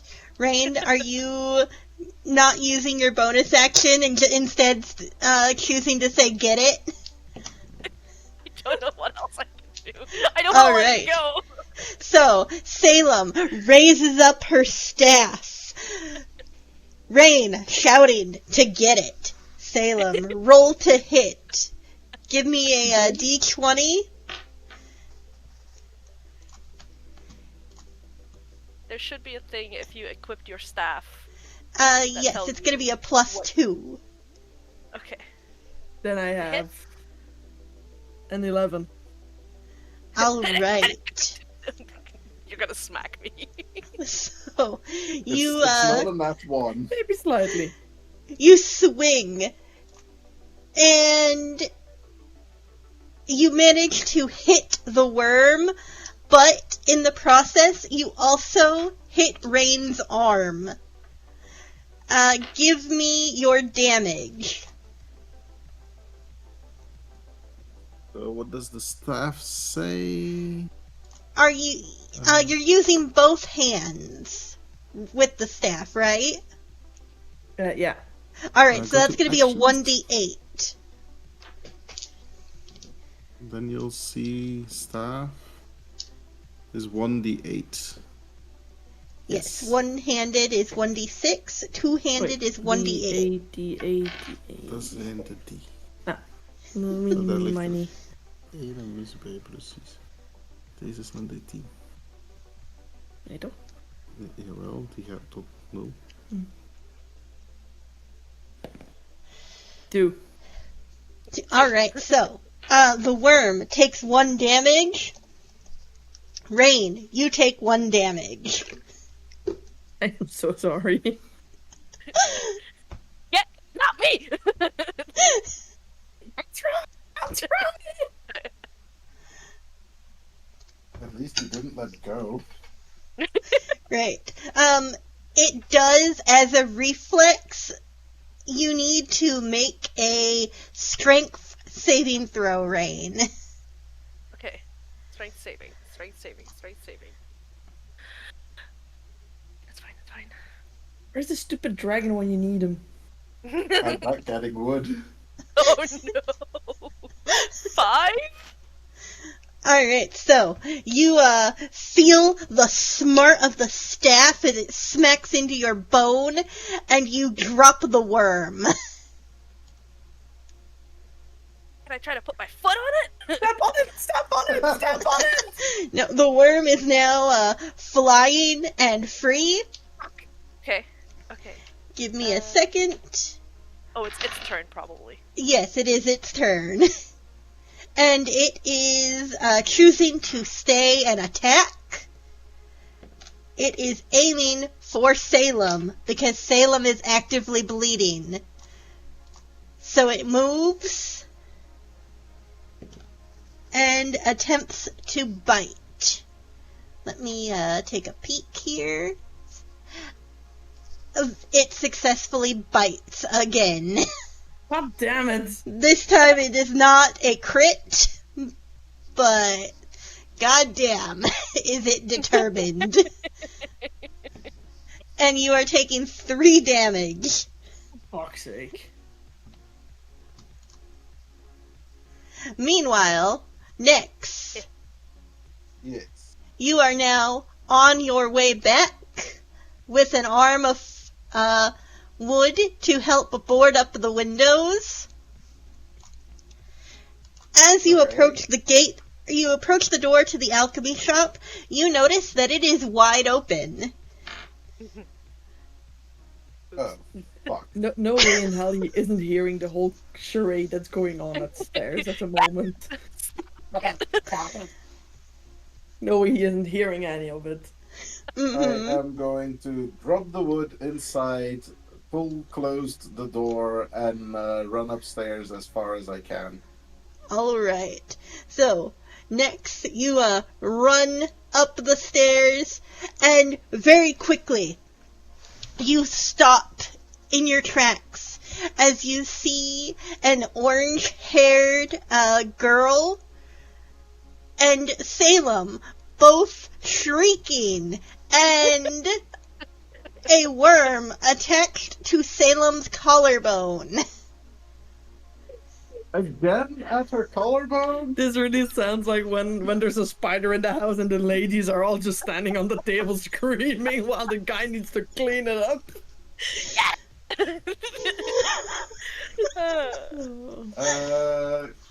Can I run far enough to touch the motherfucker? Yes, you, there is just enough space. You can squeeze between the orange-haired girl and the wall. I'm small, so. Okay.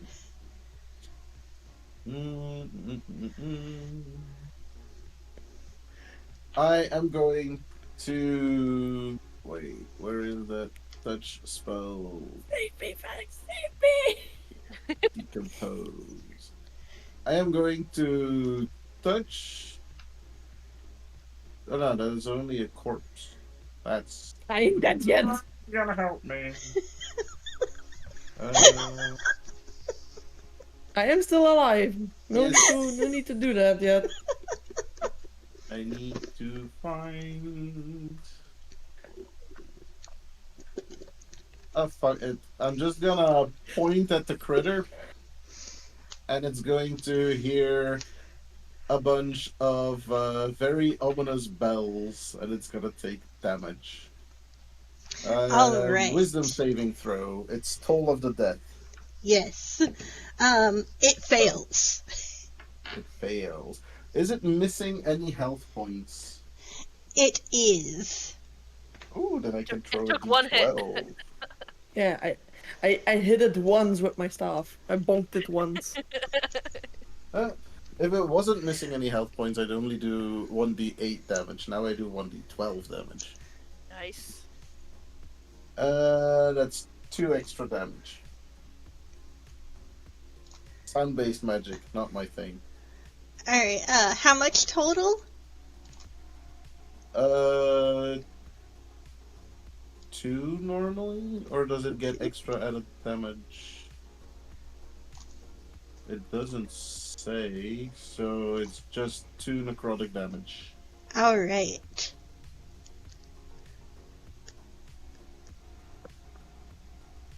Do I still have a main action? Yes. Then I am going to use my healing word on Salem. Alright. Can I get some health back? This thing is numbing on my fucking blood.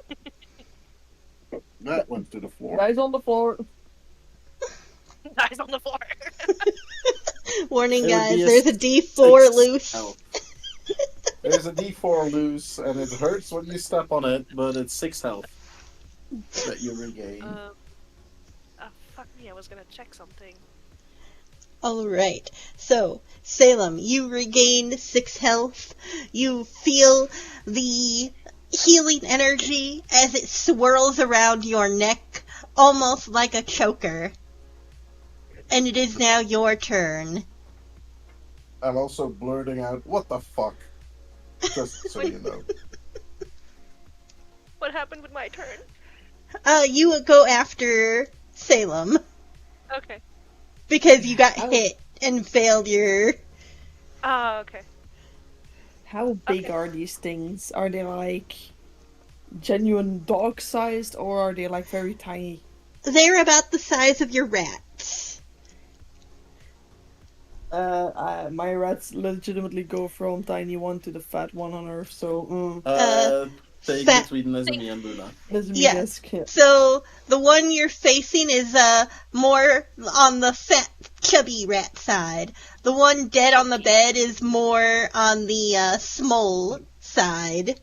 Oh, I thought you were gonna say the dead bird side. Okay, we're fighting a Luna. A winged... It is currently Nah. latched onto you. So if you stab with a dagger, it's gonna Yeah. be really easy to hit. I'm gonna try and stab or slice it with one of my daggers.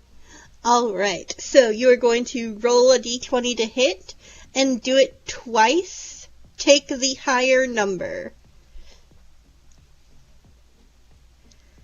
There's a D20 on the loose. That one is lost. I don't know where it went. I'll pick another one. I haven't seen the number, so it doesn't count. Okay, highest number was 18. Alright, so that definitely hits. Give me some damage.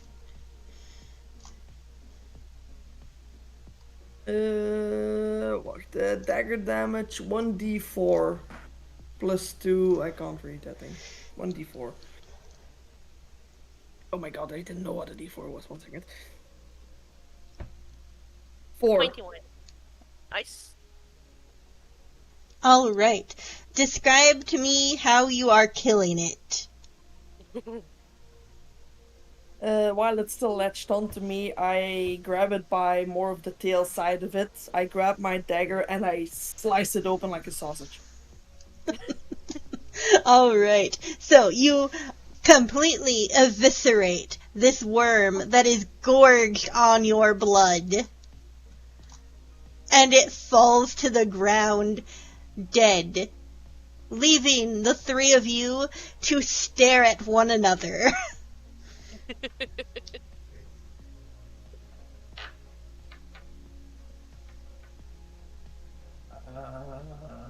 Normally, I should have some kind of healing box thing. At least a bunch of wraps. So I'm try and do like first aid medicine stuff on her neck so she doesn't like squirt to death. Alright, give me a medicine check. That is +5, so that should be decent. A natural 20. All right. You deftly kick away the body of the worm as you move to take its place. Triaging Salem. You manage to wrap the bandage around her neck and pin it so it is not going to budge. You also apply a soothing ointment that immediately gives relief to the stinging bite.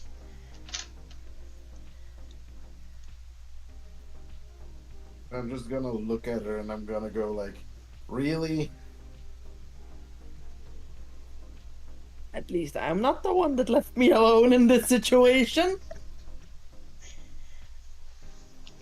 Don't tell me you were paying attention. You were probably investigating the corpse I left on the bed and getting absorbed in it and not even notice the thing come in.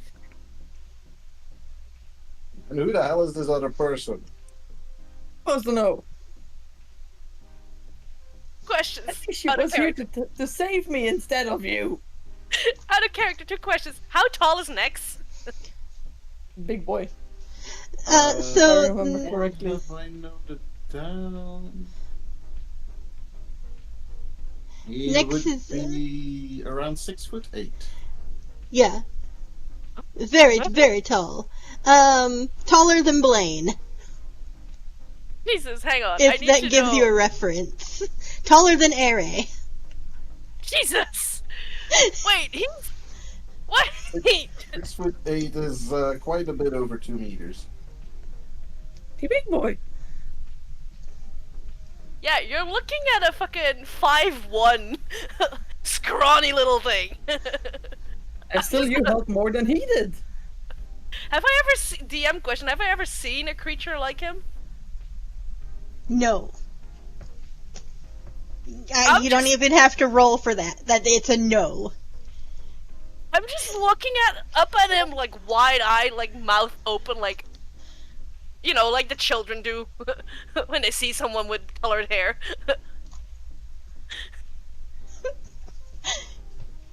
I'm speechless. I'm just looking up at this motherfucker. So they've both asked you who you are, and you're just staring.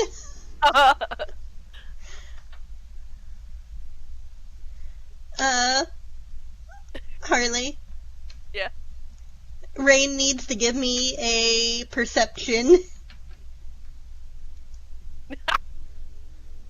Hang on. That's gonna be great. I love this. 6!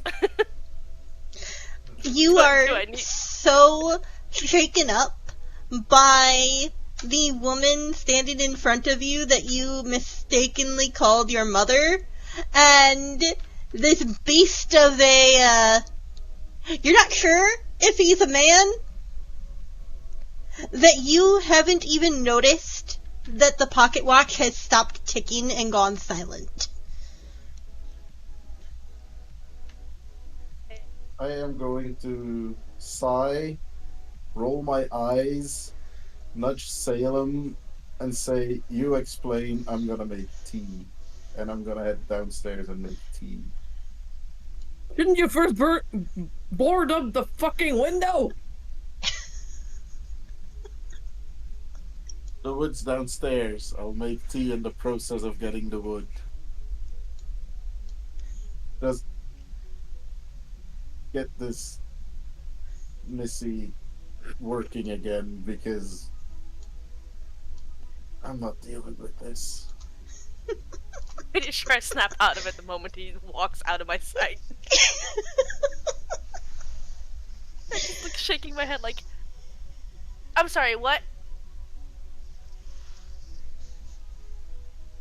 Well, Mom was it, eh?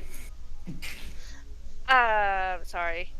I thought Sure you you were... did. Sure you didn't mean Mommy. I'm quite small too, so I don't think so. But Nah, you just... No, never mind, just... Are you okay? yes, I'm as okay as can be for getting bitten in the neck twice. Yeah. I patched you up. You're not here! I'm gonna pull out the watch. And do I now notice that it stopped ticking? Yes, now that you've pulled it out. Okay. I'm just gonna look at it for a bit and then look at her and just go, is this yours? Do you recognize this?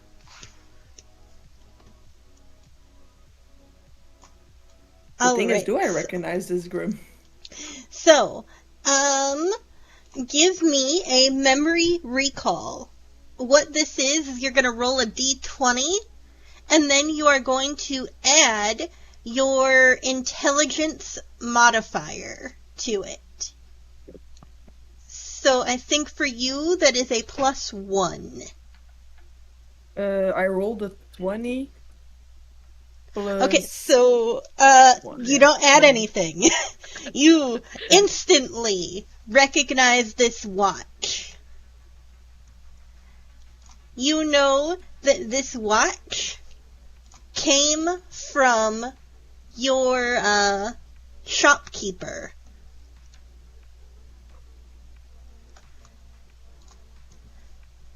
And you know that this watch has very special meaning to her, and that if this person is in possession of that watch, then the shopkeeper has given you a sign that she is someone important. I ask where he got it from and who gave it to her.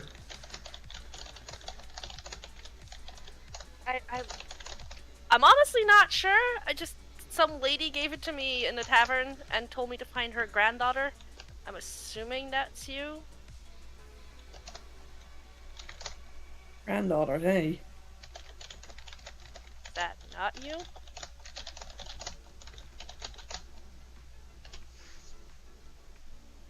Anyway, she gave it to me and told me to keep you safe. So, I mean, success? Pointing at the dead thing on the ground. At the moment, I am like half talking under my breath, being like, oh shit, I really didn't think I could take care of myself, huh? I ask you if I could have the pocket watch. Sure. I'll hand it over.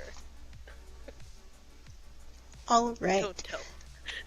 So, Salem now has possession of the pocket watch.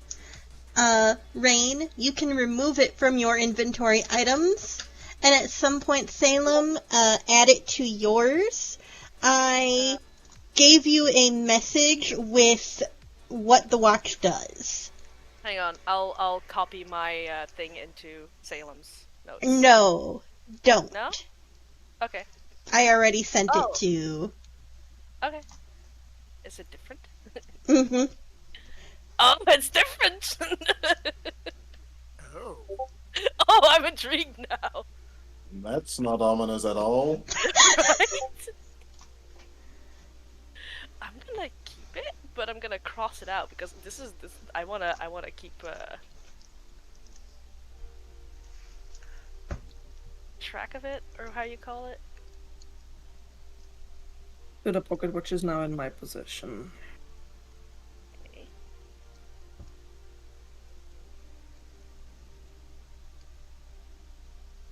Alright, so,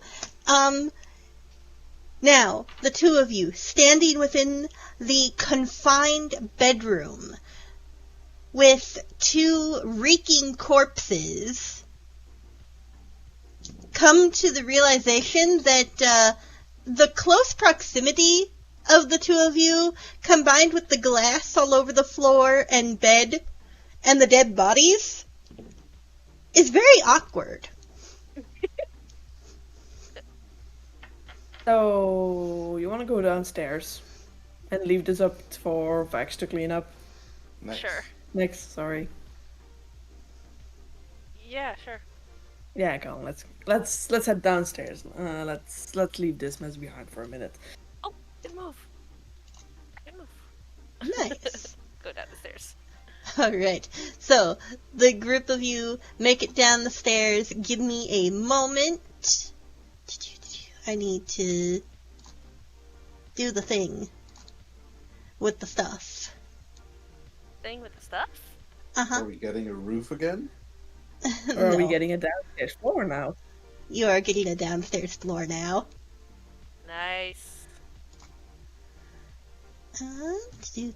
Unlock, unlock, and position. Oh, fuck me. I'm good. Everything's fine. I'm a professional. Are you? I'm a professional, I swear. Bear with me. Okay. Position. The front. There we go. Ooh, I like it downstairs.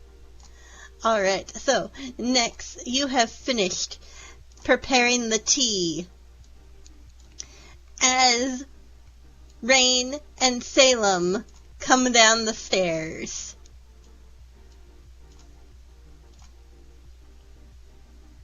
I look up with one eyebrow quirked at Rain to see her reaction.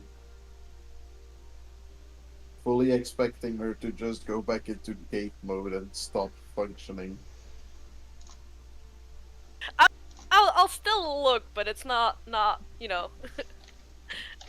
it's not the Don't. ADHD thousand yard stare. Don't worry too much about him. He looks angrier and meaner than he is. I mean, I've never seen someone like this before. I didn't either before this one came on my doorstep. Huh. Oh, I'm Rain, by the way. Next. The name's Salem. Cool. Or if you really want to, you can keep calling me Mom. I kind of think it's funny. That's fine. I'm sorry. No need to apologize. We all say weird things at weird moments. Yeah, it's just that the hair caught me off guard, and Hey, I should be thanking you for saving me. you're welcome. No thanks to you, big meanie. Yeah. I'm gonna go upstairs with the wood and I'm gonna try and board up that window before we get more uninvited guests. Thank you. Oh shit, my guns! I'm gonna bolt on the stairs behind him and just grab my guns from the ground and then Alright, come back down. He's walking. You're bolting. Uh-huh. Rain, I mean, I'm not gonna push him no. down the stairs. Give me an intelligence saving throw. Next, give me a strength saving throw. God. Oh, my intelligence is +0. And I rolled an 8. I have a 9 in strength saving throw. Alright, so, Rain, you are booking it up the stairs as fast as you can to get your pistols. And Nex is just, here we go, carrying the wood and trudging up the stairs. From behind, you feel a body like a bullet charge into you and hit you full stop, causing you to stumble slightly on the stairs. Rain, No. make me a Constitution saving throw. No! I don't want to fall down the stairs. I don't want to. 17! Alright, you ram into Nex's back, and you make an sound as you stumble down 2 of the stairs before catching yourself on the railing. Yeah, lucky my tail wasn't mid-swing away, otherwise you would have just been swooped off your feet. swooped off her feet over the banister and just down the center of the staircase. Meanwhile, I can hear the thud on the stairs and just call out from downstairs, "Is everything okay there?" Yep. I'm just gonna grumble, really, and continue on because I'm carrying wood. If I turn around, there's a good amount of possibility that I'm just gonna smack someone in the face with the wood, and I don't want to do that. I'm just gonna slowly go behind him till I can grab my guns from where I dropped them. Alright, you grab the guns as Nex begins work on clearing the glass and barricading the window.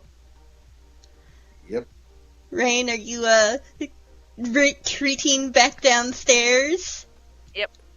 Alright. Sorry, So- I forgot I dropped these, and I'm gonna put them away. That's okay.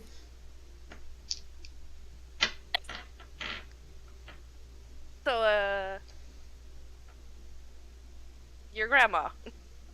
Why did she leave you? I am still trying to figure that out myself why she left, Oh. if I'm honest. One day she just disappeared. Oh, that So sucks. it surprises me that she found you and gave this to you and generally just tried to look after me while she just left me without much intel or information on what was going on. We're trying to figure out where she was, so where did you meet her? Where did I meet her? About Yeah. 3 days out in a tavern. I mean, yeah, but I'm talking town name. It was a no-name tavern in a backwater town that you didn't bother to get the name of. Okay, but I know it was 3 days south, so yeah, it's about 3 days south from here. I don't remember the name of the town or tavern. I was just passing through. I'm wondering what she's up to. I would say you and me both, but I'm just wondering what we're doing from here.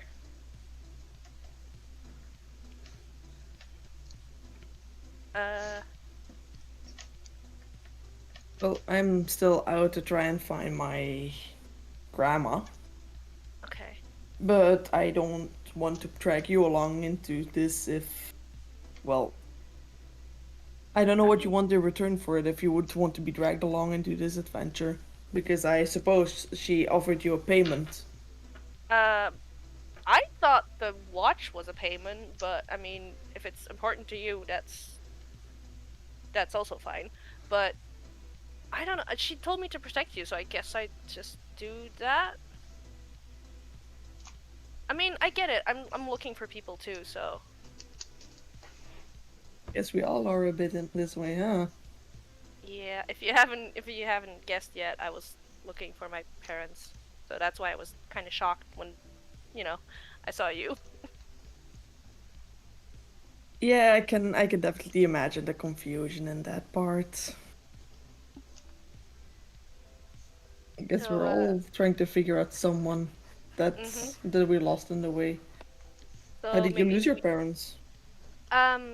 during one of the blood moons, the monsters attacked the estate, and they went out to protect everyone, and I haven't seen them since.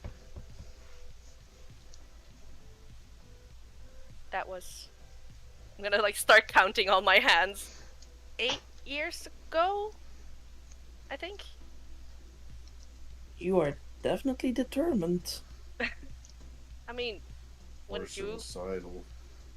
Wouldn't you Next, keep shut up. looking for... Wouldn't you keep looking for your grandma? Yeah, but my grandma is a bit, Eccentric.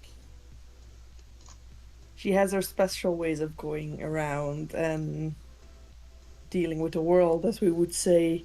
So I'm not that worried about her. I'm just curious what she's up to mostly.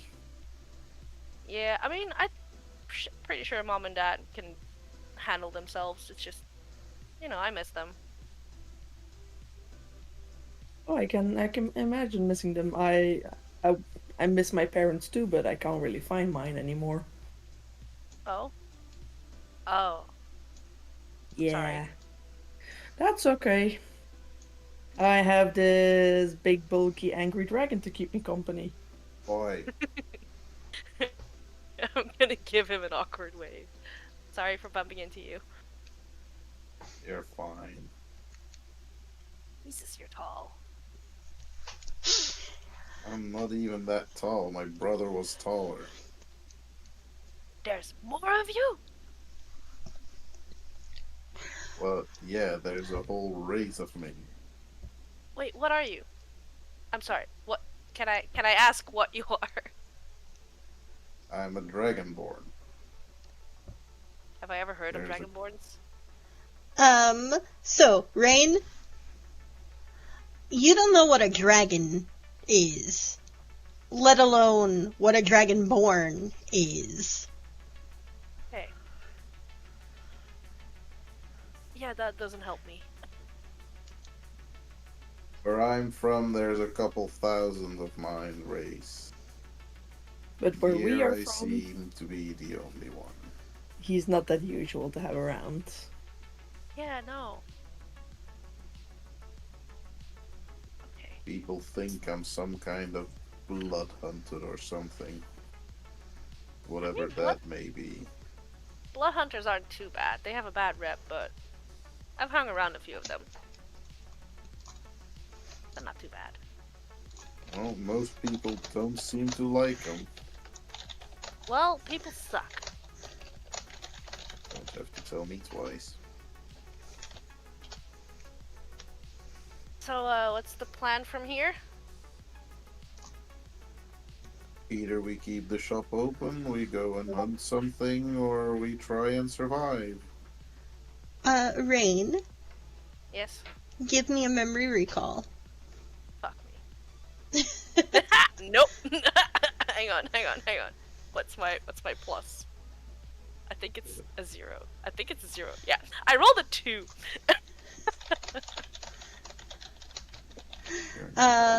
Alright, so, Rain, you have absolutely no idea what I zoned the fuck out. yeah, to do from here. When you spoke with the hunters, you, were focused on your goal, and your goal alone. Albeit the quick, sidestep for the gun. Yeah. Yeah, I have a zone out moment. I'm just like, what? I don't know.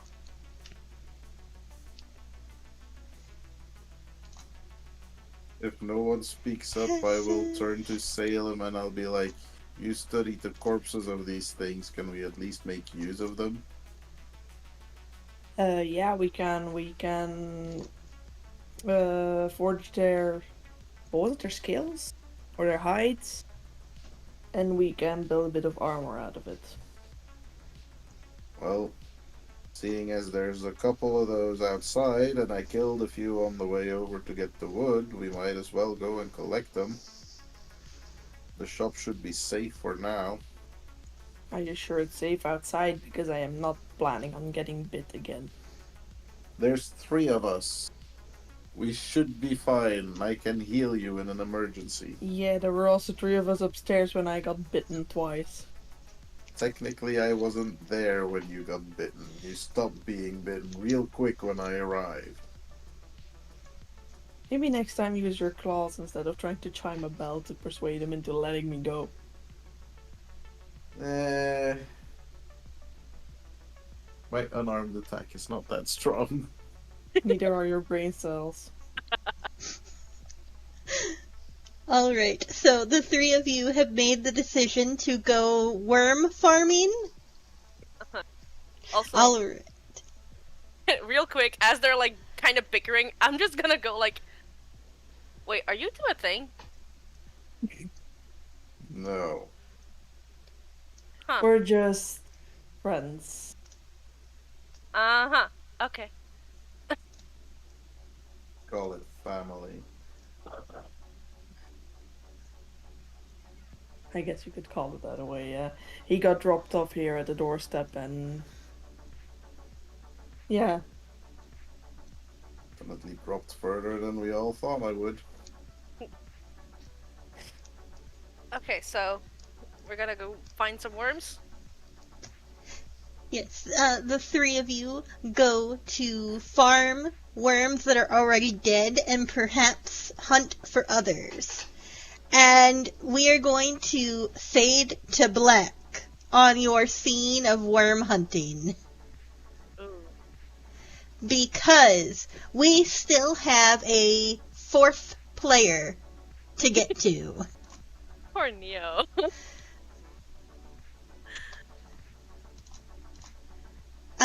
Did we lose Neo? I'm here. Oh, okay. Okay, so, for those of you following along, we are moving to page number 4. Oh.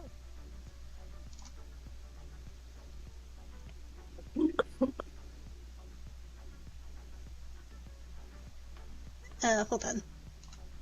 You guys are not here yet. Yet. Hang So- on, I recognize that background. Yes, you created this background. Yeah. You said I could use it, and so Yeah.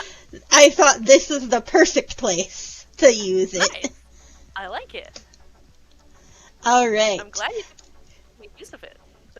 So, Neo is our fourth and final player, and you are playing a blood hunter in the Order of the Lichen. Correct. All right. So, your quote that drives you is as follows. In every man lies a beast, locked away and contained, but I tore mine free and let it feast. You were born into the velvet halls and silver spoons, yet nothing ever satisfied the hunger inside. Couriers whispered of your cruelty, even as a child. Servants flinched from your footsteps. The games you played turned darker with age, until one night a boy's scream echoed through the manor halls.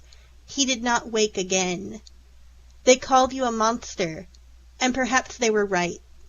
Your parents disowned you in horror, delivering you to the authorities in shackles under the cover of night, trading your name for their discretion.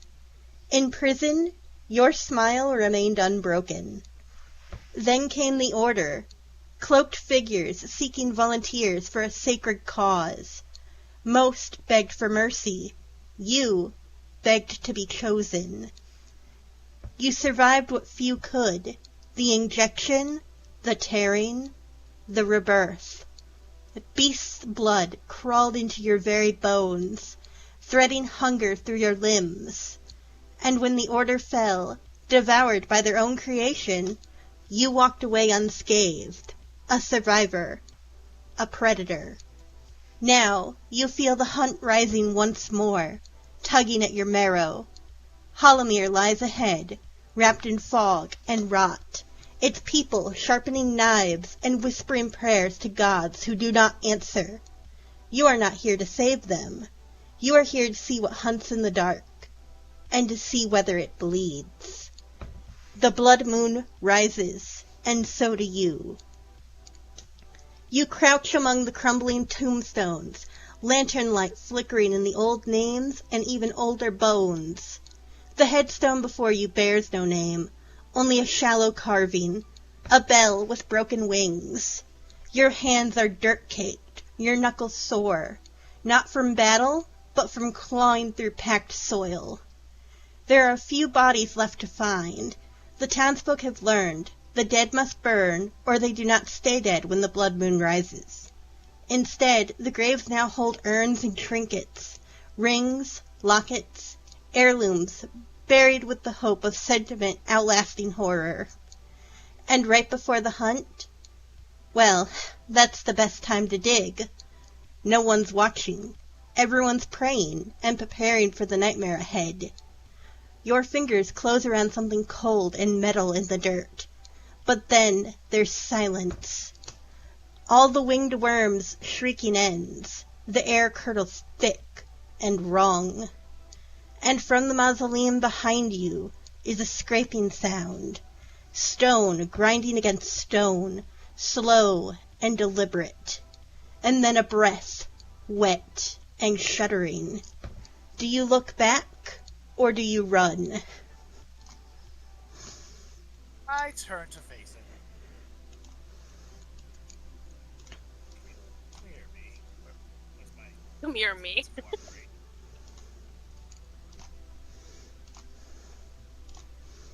Oh shit. All right. So you are between a set of headstones. There is a headstone directly in front of you, and one directly behind you.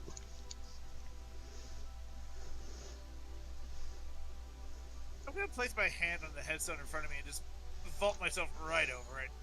All right. Give Okay, me an that's it. acrobatics.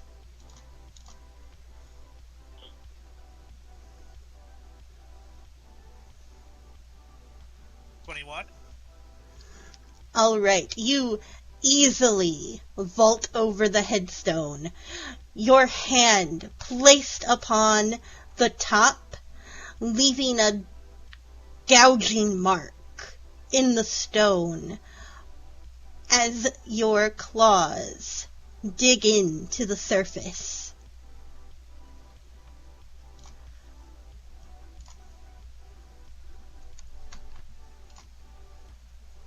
And as I land, I'm already looking up and down whatever's in front of me. All right. Do you want to give me a insight or perception or nature or religion? Perception. That one I get advantage on. 17? All right.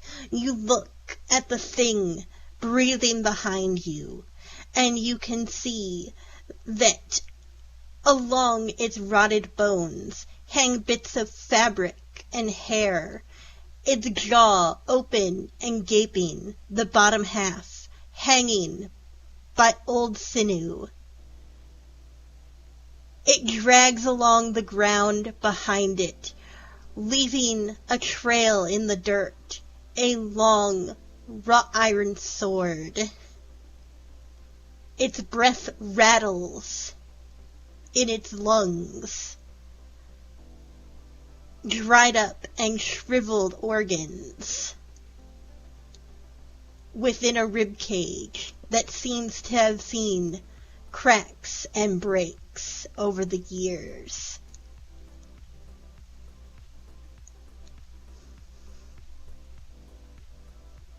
You look fine. It proceeds to make its slow approach towards you. Are you choosing to engage or flee? I choose to engage. Because it's time for the hunt to begin. Alright, roll for initiative.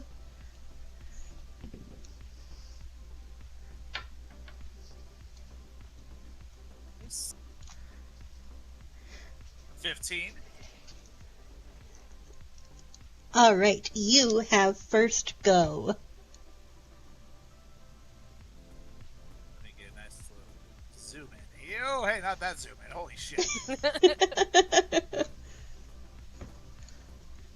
little too focused.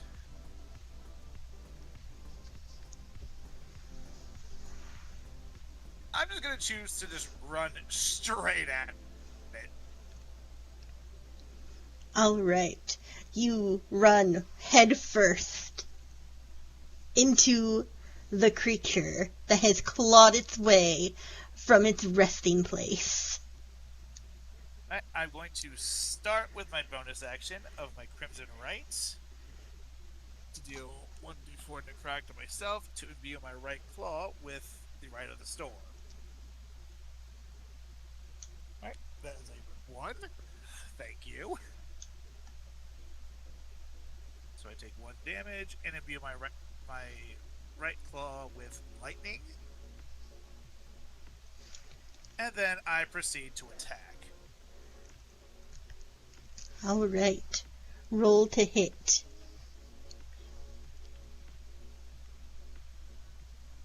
Natural 20.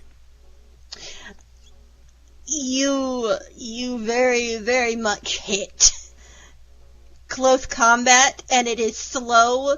You raise your weapon and make your strike. So Give me times 2 critical damage it. Do I also double the lightning damage? No, just the base. No. Okay. So I just roll a 6. That's a straight to a 12. Oh my god. So going straight to a 14 on damage. Okay. And is that with your that's with your lightning damage? Yes. Okay. So 14.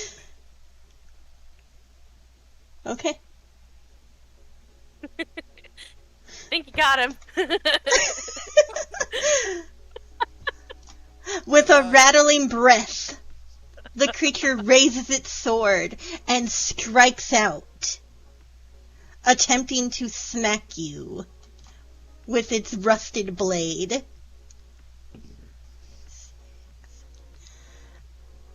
And it misses.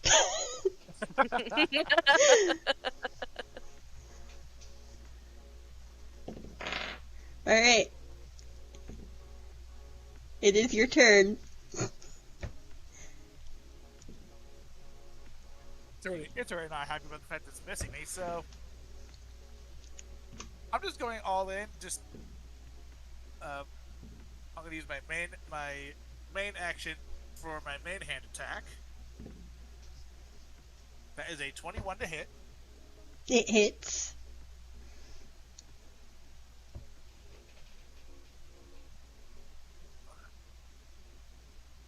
Altogether 5 damage from the first hit. Alright. Then for my bonus action, I will offhand attack with my left hand, with my left claw. With a 14 to hit. Your left claw misses as you swipe and hit to the left of it rather than on target. A little overzealous. And I'll end my turn. All right. What are you doing while you are attacking this creature? I'm having the time of my life right now. The entire time I'm fighting, I am just laughing and cackling, egging it on towards me. All right. As you swing and miss with your left, that gives the Graveborn Warden an opening. It swings its blade again, and it strikes you in the ribs, dealing 8 damage. It's more like it about damn time you hit me.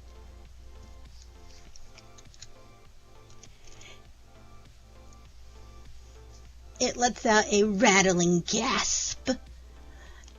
Its mouth trying to click and connect as if to form words, but its jaw unable to rise above its chin.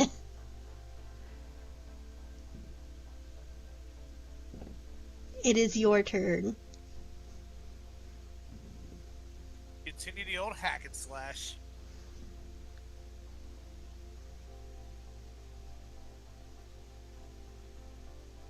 number 1, 18, Yes.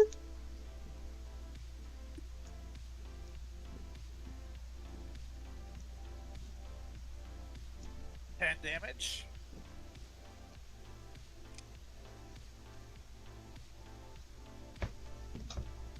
All right. Bonus action. Offhand attack. 19 to hit. That hits. 6. So, you slice your claws left and right into the ribs of this creature. Thick, oozing black ichor pouring from the gaping wounds, turning into a thick sludge as it hits the metal of your claws. And suddenly, you hear the sound of hissing from within its rib cage.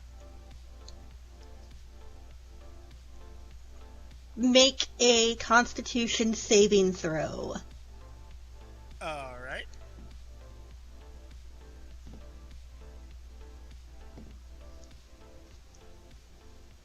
$21.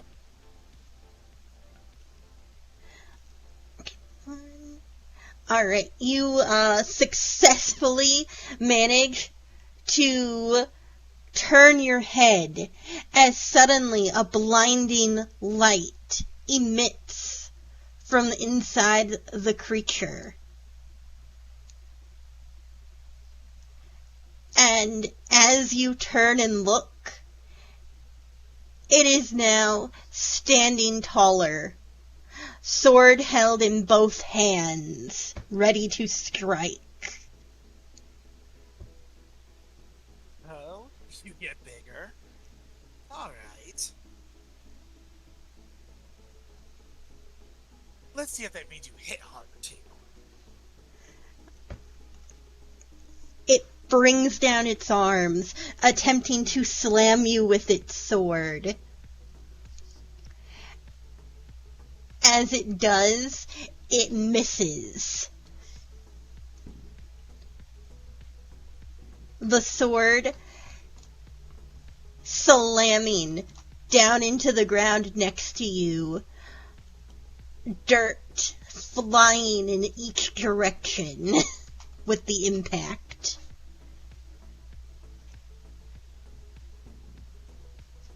Seeing this, what do you do?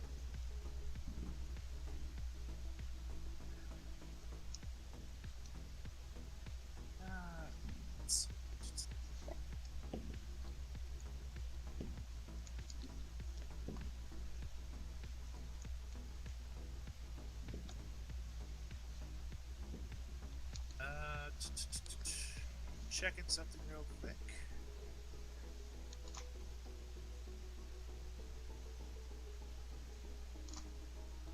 Oh, that I was about to. Where did I scroll at? Jesus.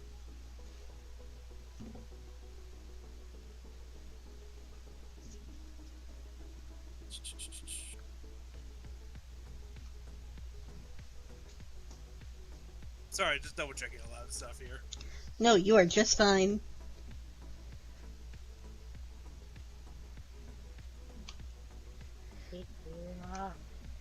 Sorry. You good there? EP. Alright, that being said, I am going to go ahead and I'm going to do my current array on my offhand weapon now. So take the 1d4. 1. Thank you. So now both claws deal additional lightning damage. Alright. That's for my bonus action.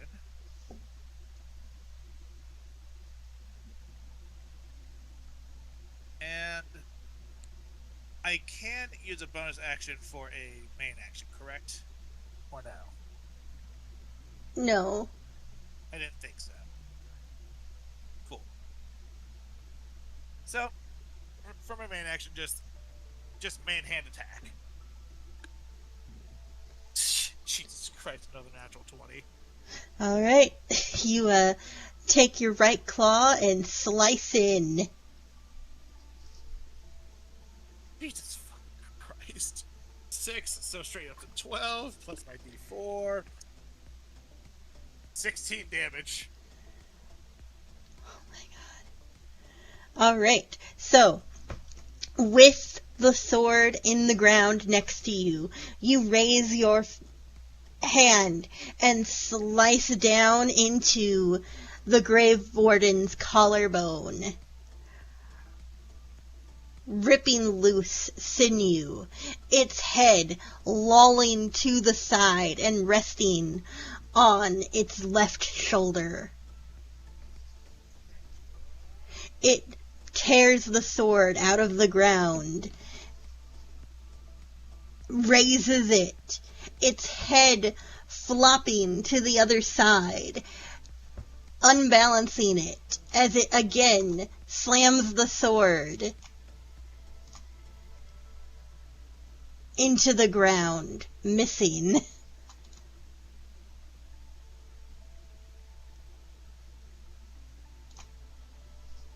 It is now your turn. Fucking pathetic.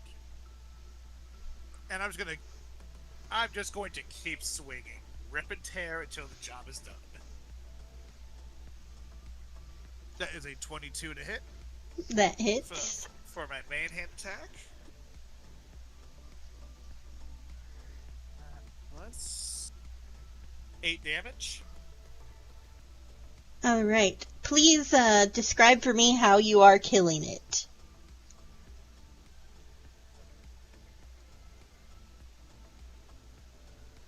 As this lower jaw slacks slightly from its head moving, I'm going to take the claw and just jam it straight up through its skull, taking it off of its shoulders.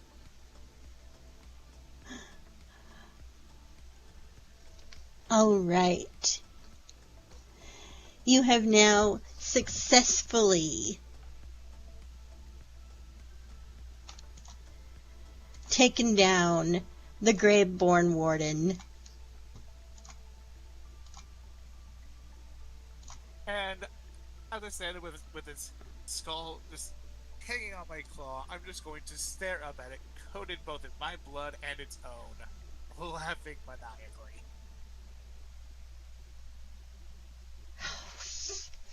Before finally just tossing the skull aside and just, let's see what I can get off of this. Alright, And I'm going to go ahead and do an investigation check on the body. Okay, give me a roll.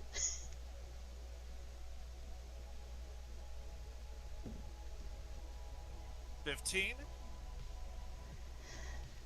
Alright, so you begin to look over the body of this fallen former villager, and you quickly find its blade, the wrought blade of the Forgotten.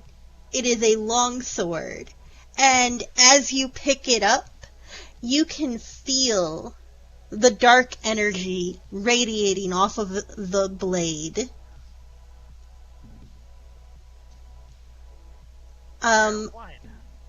Are you choosing to keep it? I hold on to it. Alright. You strap the blade to your back, and as you continue to look, you find a tattered crest on its chest. And as you pick it up in your fingers, you can hear whispering.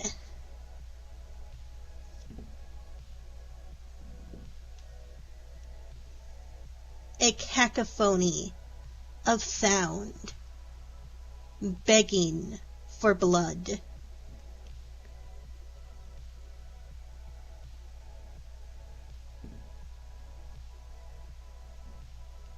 Do you choose to keep the crest? Yes, I do. Okay.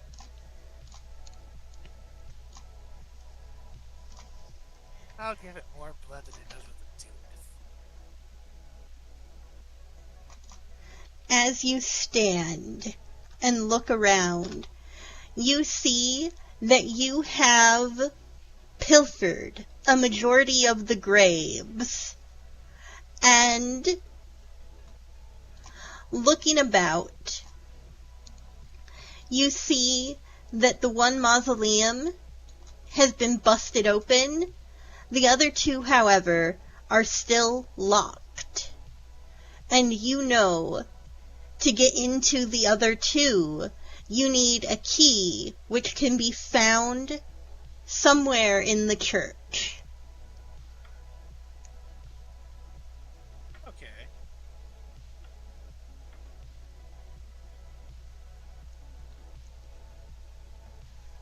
Well, maybe go find the church and figure out what's in that. Great. Oh well, they're not going anywhere.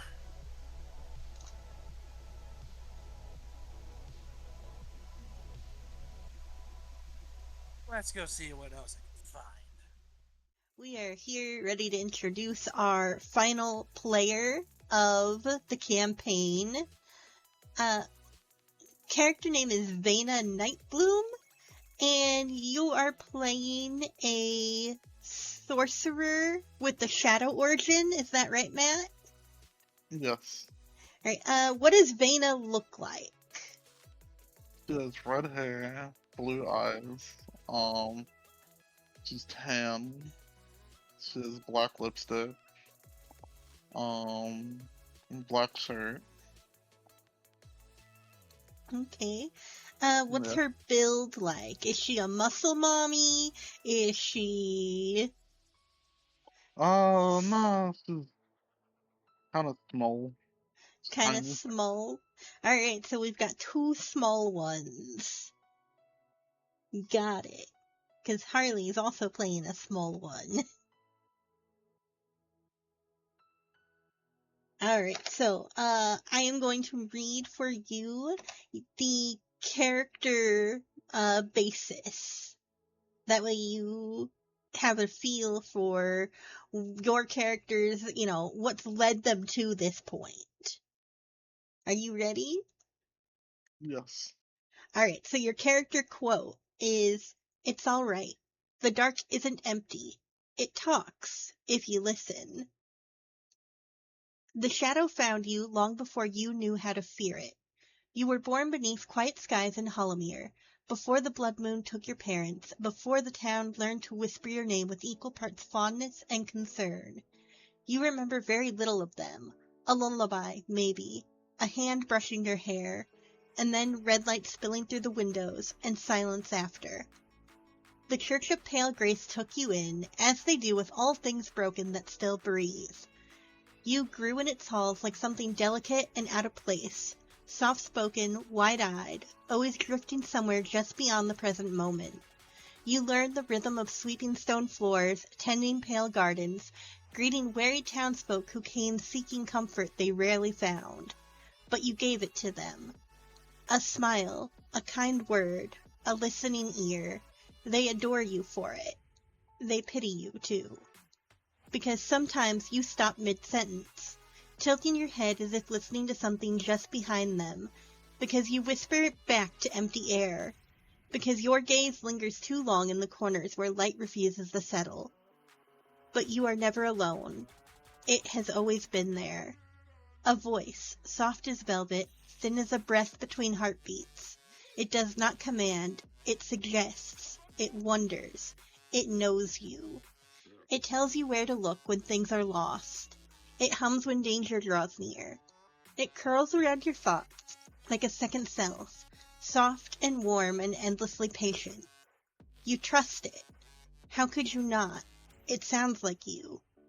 The elders speak in hushed and careful tones of your bloodline, of the ancestor who should have died beneath a bloodbeast's claws, but didn't, of the darkness that seeped into their veins and rooted there, blooming quietly across generations until it reached you. You do not understand why they sound afraid when they say this. The darkness has never hurt you. It keeps you company. It helps you. You move through Hollowmere like a wandering light, tending flowers that never quite blossom right, laughing softly at things no one else hears, offering kindness in a place that has long forgotten how to grow it. The townsfolk watch you with gentle worry, wondering how something so fragile could survive what's coming. You wonder what they mean. You just want to help people, to make friends, to make the quiet, heavy world feel a little less lonely.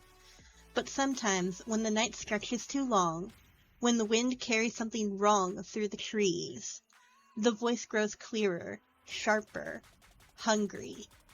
And in those moments, the shadows around your feet do not simply follow, they listen.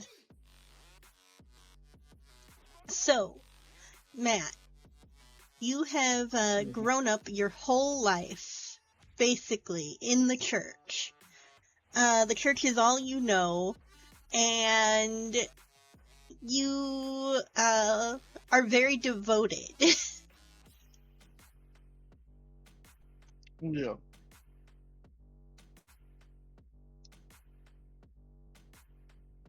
At this point in time, this is going to be the first blood moon that you have encountered as an adult.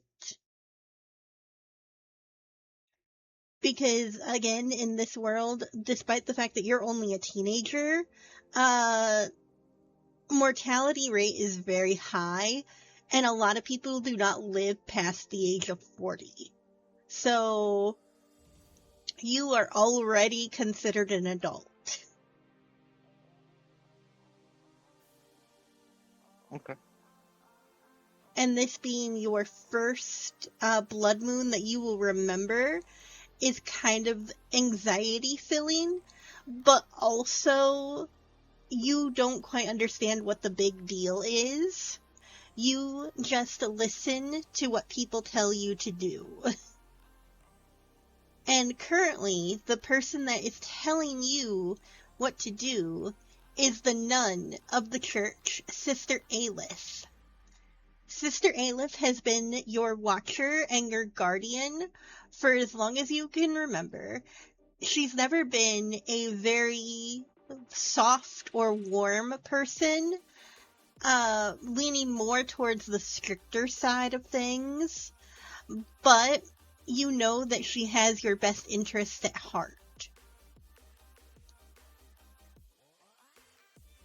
However, recently, as the blood moon has been drawing nearer, you have begun to worry about Sister Aelith because her demeanor has changed from one of detached duty to a fevered push towards something that you don't have knowledge on or quite understand.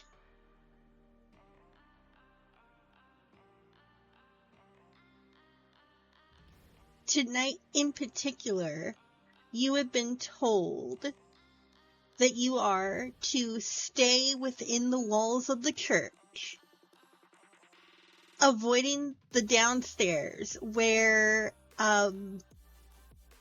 townsfolk have been taken to shelter from the blood moon, and instead to stay in the chapel with Sister Aelith, cleaning, tending to the chapel, and answering the door to any wandering townsfolk who may come in search of help. I think I'll ask I'll ask Professor Ayla on what she wants me to do.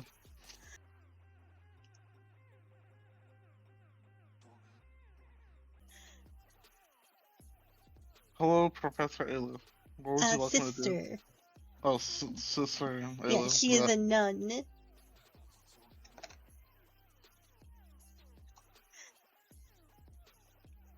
The tall, blonde woman turns and stares down at you, her dark eyes boring into your soul. Have you finished your duties in dusting the altar? No, not yet. Well, that is one thing I would like you to do. And then sweeping between the pews. And once you finish that, you can wash windows. Okay.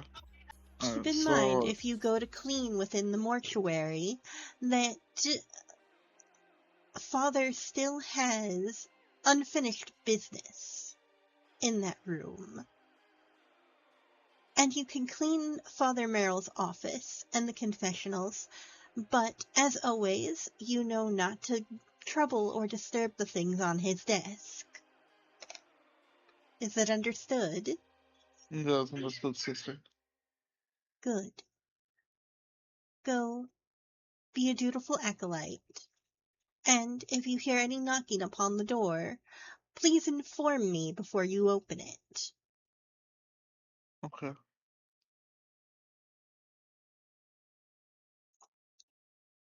And with that, the sister turns back to the large chalice sitting in front of her and begins to stir it.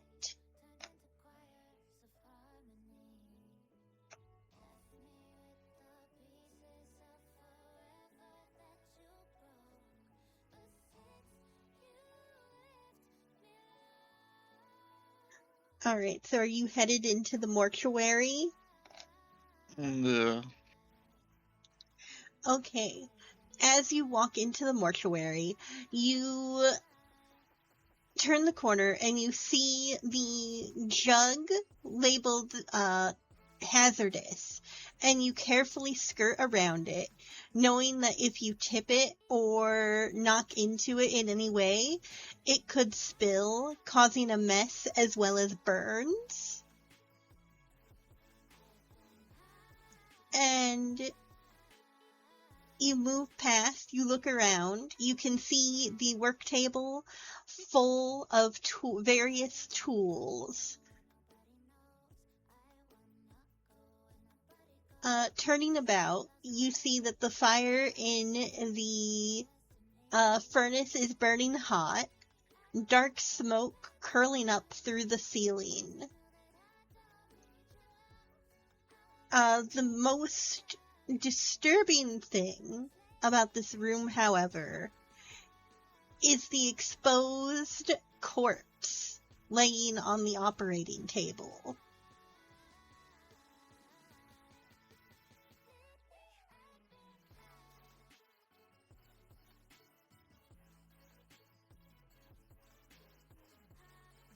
What are you thinking?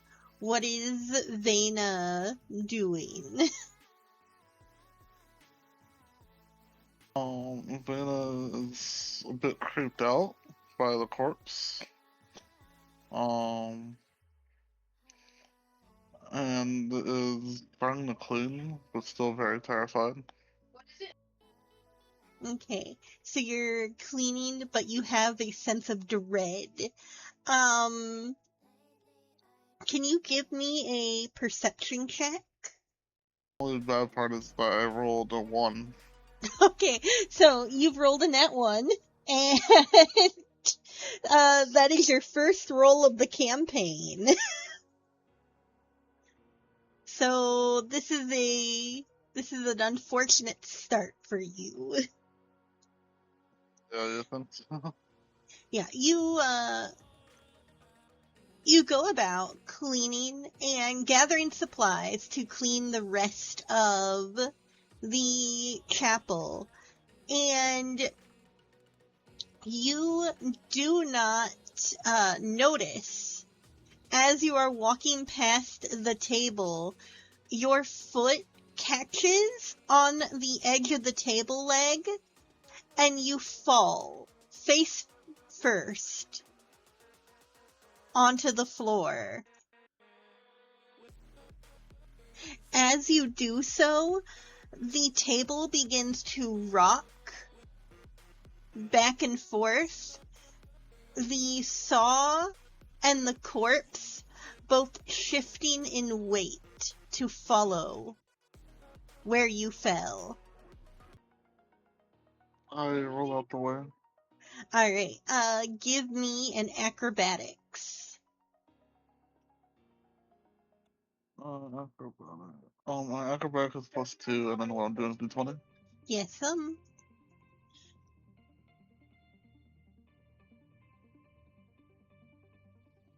Acrobatic is +2, and I just roll a 20. Alright, so you roll a nat 1 and then you roll a nat 20. I don't know what's You going on. very quickly roll to your feet, and you reach your hands out instinctively, gripping the edge of the table and steadying it before anything can fall to the floor. Your breathing is heavy, and you are kind of freaked out, but you avoided disaster. So you pick up the rest of your items and take them back out to the main chapel. You have a feeling that you shouldn't linger in here in case any more accidents happen.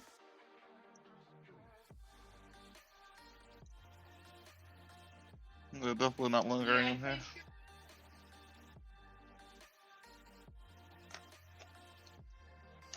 Alright, you may exit the mortuary. Okay, so back in the chapel, you now have a multitude of tasks that you can do. You can start here in the chapel, or you can start in the father's office. Which would you prefer to do? I'll start in the father's office. Alright, so you make your way into Father Merrill's office. Father Merrill is a kind man who has always treated you as if you are his daughter. Whenever you go to him, he always has an open ear and an open arm. He always has snacks for you, and he often lets you goof off and disregard your responsibilities.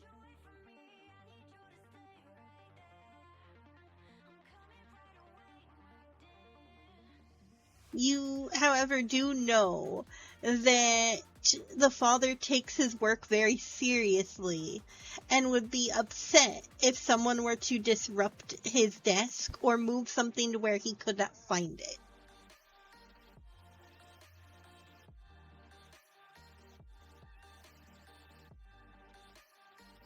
So, in his office, what would you like to start doing first? Would you like to collect trash? Would you like to clean windows? Or would you like to sweep? Do clean windows.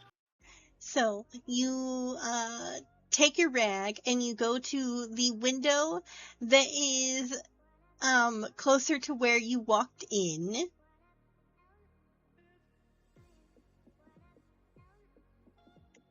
And you start cleaning. Give me another acrobatics. Okay.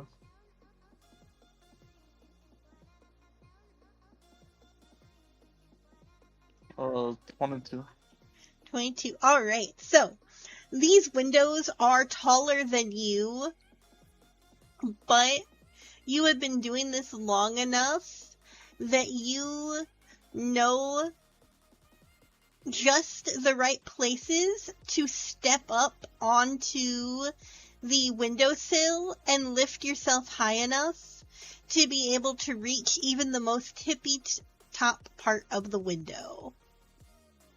As you are cleaning and glancing out the window, give me a perception. 15. Alright, so as you're cleaning the windows, you can't help but let your eyes wander out to the flower beds and wish you were out there tending to them rather than stuck inside the church with no one to talk to. As you look out, you instantly notice that the sky is dark and red.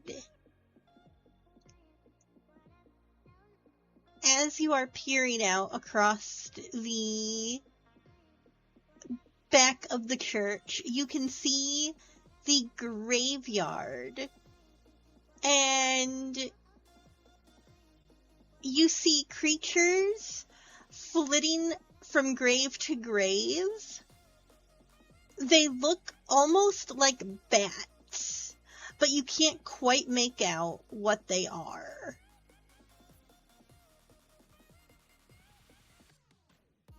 Another interesting thing you see when looking out the window is you see what almost appears to be the figure of a person moving from grave to grave.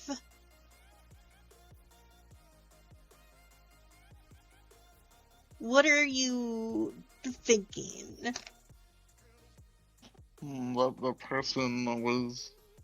The person's maybe undead. Okay, so you were instantly thinking that there's something malicious lurking in the graveyard.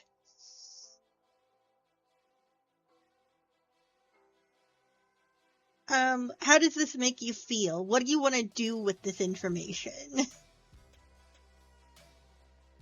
Makes me scared, but also curious. Okay, so you're scared and curious. Are you keeping this information to yourself, or do you want to share it with Sister Aelith? Keeping it to myself. Okay.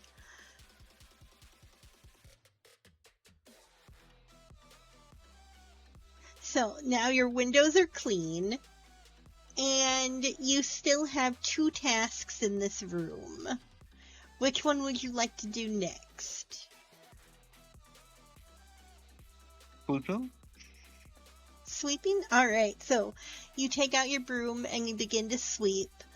As you move about the room, sweeping, and you get near the desk,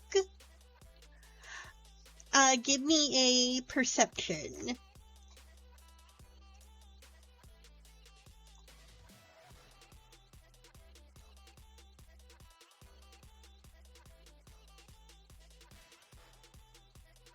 Six. 6. Alright, so you begin sweeping, and you glance at the desk momentarily, but you remember Sister Aelith's words and decide better of it and keep sweeping until everything is in a nice, neat pile. And now you have to collect trash from the confessional booth and from Father Merrill's trash he keeps underneath his desk. Where would you like to start? Taking the trash from under his desk. Alright, so move around to the side of his desk and grab that trash can.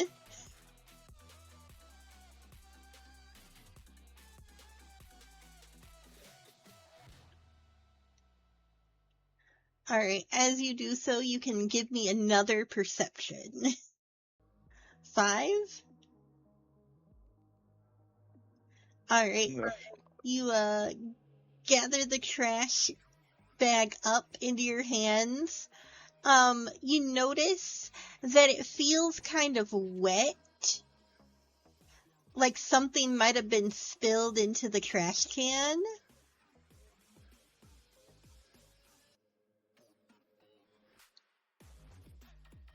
But otherwise, it feels like a normal weight that you would get from emptying this can. Alright, so where's the confession booth?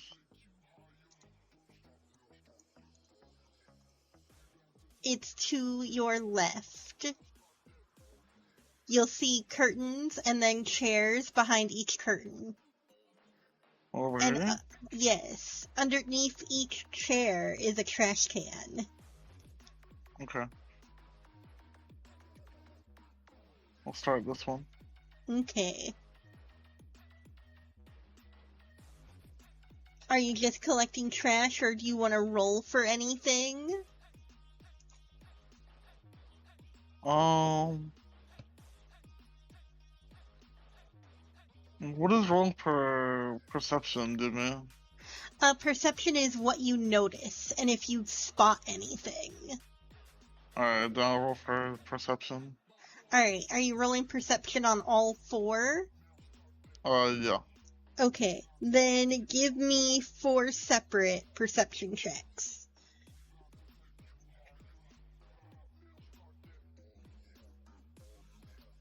Alright, first perception is 21. Okay. Second one is 22. Alright. Third one is 11. Fourth one is 14. 14. Okay, so you pick up the trash bin in the first confessional booth, and you quickly tell that this booth has not been occupied and that the trash is good. You do not have to clean this one. When you move towards the second confessional booth and you empty the trash, you notice something gold catching in the light on the floor. As you bend down to look at it, you realize that it is a ring with a diamond engraving.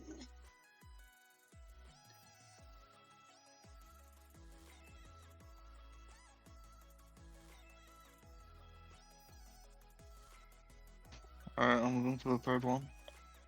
Alright, what do you do with the ring? I hold on to it. Okay. The third trash can you empty. You don't spot anything of value or notice. As you move to the fourth and final trash can, you begin to lift it out, and you realize that the bag is stuck in the can.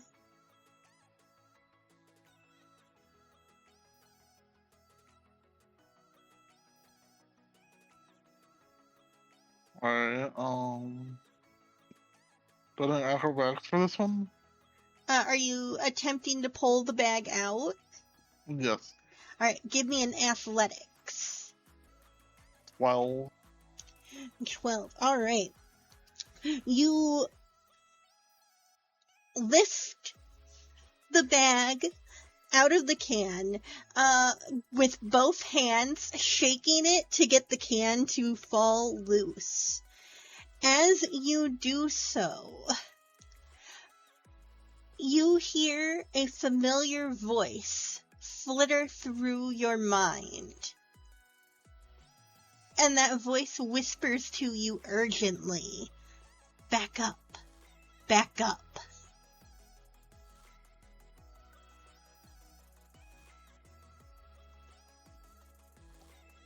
Okay, I choose to back up.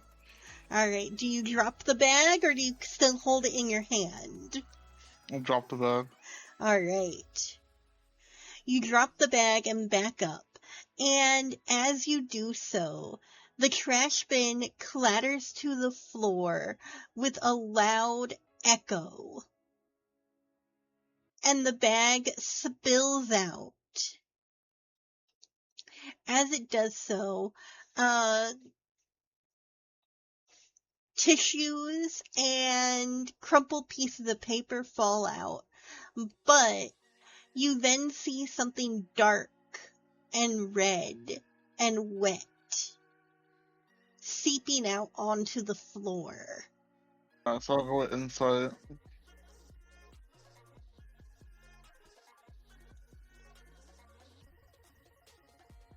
I got a 12. Alright, so you, despite your sudden disgust at the mess, you tilt your head and lean forward, and the smell hits you before your eyes comprehend what you're looking at. And you recognize this sharp metal tang to be blood. As your eyes focus, you see something wet and mushy shoved in the bottom of the bin, sticking and clinging desperately to the bottom of the bin as if it has been there for a while. As the sharpness of the blood settles in the back of your throat, another more sickly sweet scent mingles in with it. I can try to clean it up. Alright, so you're gonna try to clean it up. Give me a survival check. 10. 10? Alright, so you get down and you begin taking clean tissues and trying to sop up the blood on the floor, as well as sweeping some of the trash into the bag. However, you realize that there is far too much on the floor, and it very quickly starts to dry out and become sticky, and your hands, as well as your knees and elbows, are now coated in blood. Alright, so,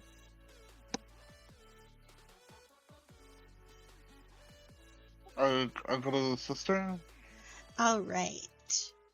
You can make your way out there, then.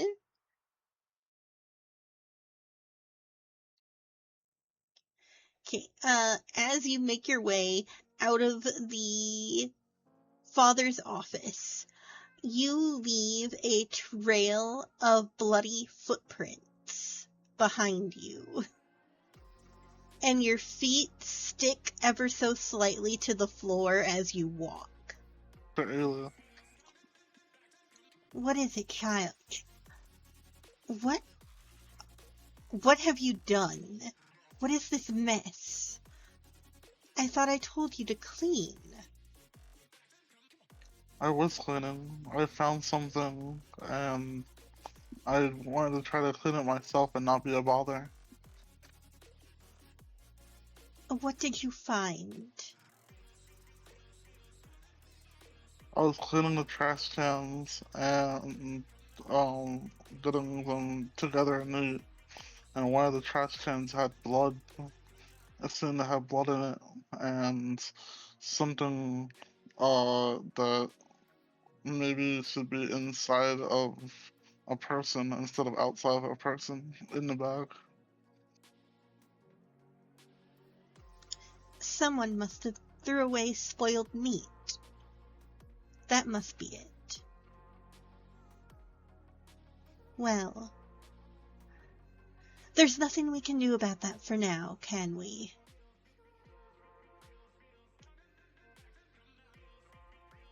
I'll clean it up later. Why don't you focus on cleaning up out here, and then you can go wash up. Yes, sister.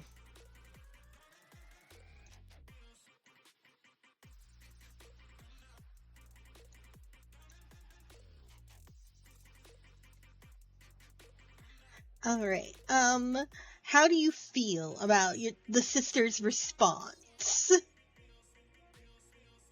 I feel like she's hiding something. Okay, would you like to press her for information? Or do you think it's best to leave it alone? Probably best to leave it alone. Because I'm not Alright. a person that likes to get into drama. Alright, so you proceed to go about keeping at your tasks. However, the feeling of the blood coating your hands and your knees makes you uncomfortable.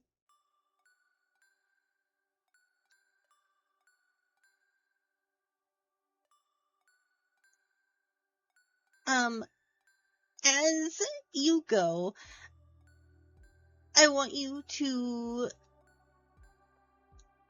stop as you suddenly hear the sounds of bells tolling from high above you.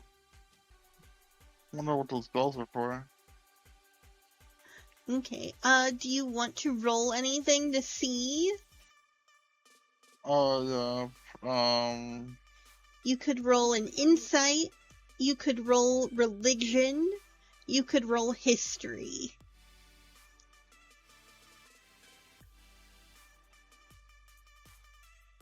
Well, let's do the insight. Okay.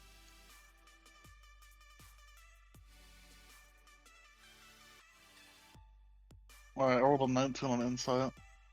Alright, so you know that high above you in the steeple of the church sits an old weathered bell. The sound of the bell brings back memories of a night long ago when you lost your parents. You know that that bell tolled the last time you saw them alive. You also know that the pathway up to that bell has been barricaded for as long as you have been a part of the church.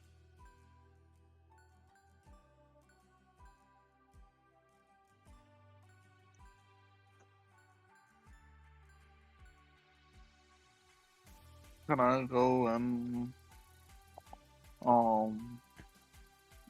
explore it? You want to try to explore the bell? No, where the barricade is. Okay, so to be able to do that, you would have to exit the church and go outside. Because the entrance to the bell tower is outside. Oh, I'll do that later then. Okay.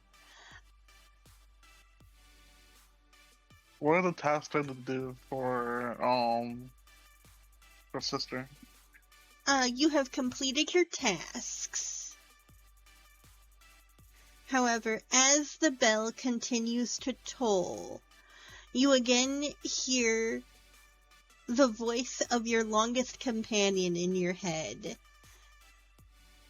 whispering, almost pleased with itself. And so it begins. Can I go wash up first? Yeah, you can wash up. That would be back in the mortuary. Remember, you can interact with the voice. As if you're talking to another person. Okay. It's actually natural for you to talk to it.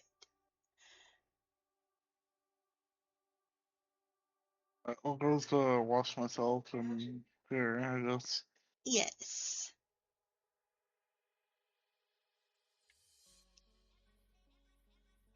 Alright, there should be no more blood on me, no? Yep, you're good. You've washed the blood off of yourself. Are you ignoring the voice, or are you interacting with it? I want to interact and ask what begins. Okay.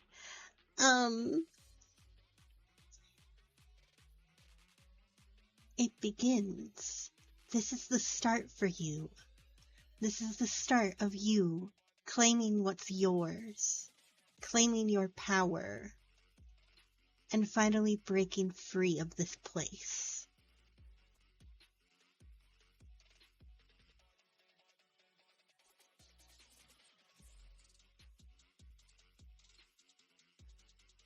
I asked the shadow if I should go explore into the bells and where the barricade is.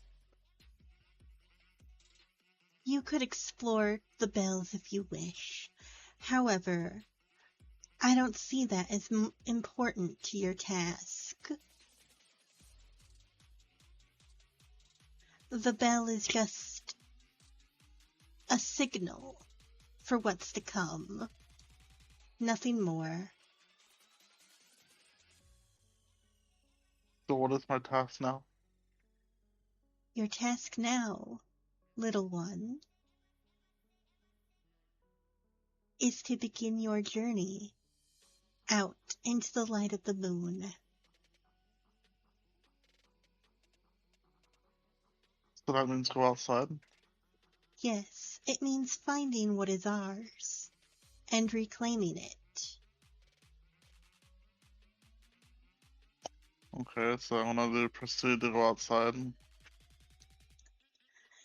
Okay, so you make your way back into the chapel.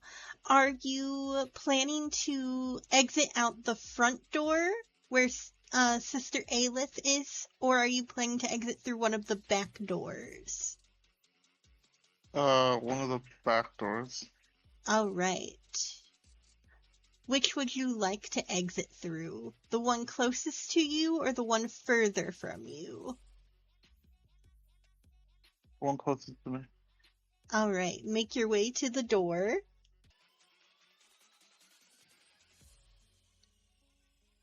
All right, so you make your way to the door and you let your fingers wrap around the handle.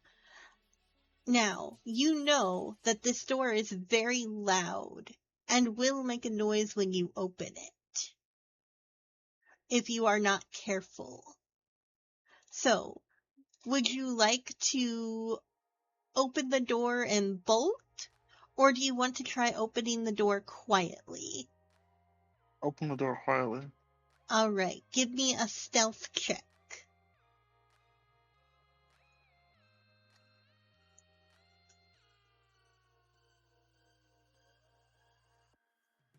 Uh, 20. Is that a nat 20? No. All It's a right. 17 plus 4. So, you are very skilled in the art of sneaking away unnoticed from the church. You've been doing this for a while, and you know just the places you need to stop the door and let it rest, or how to slightly lift it so it doesn't scrape against the ground, to open the door silently. You swing the door open, letting in the night air. The door does swing outwards, so you are pushing it open, basically, and you are halfway out the door. Give me a quick perception.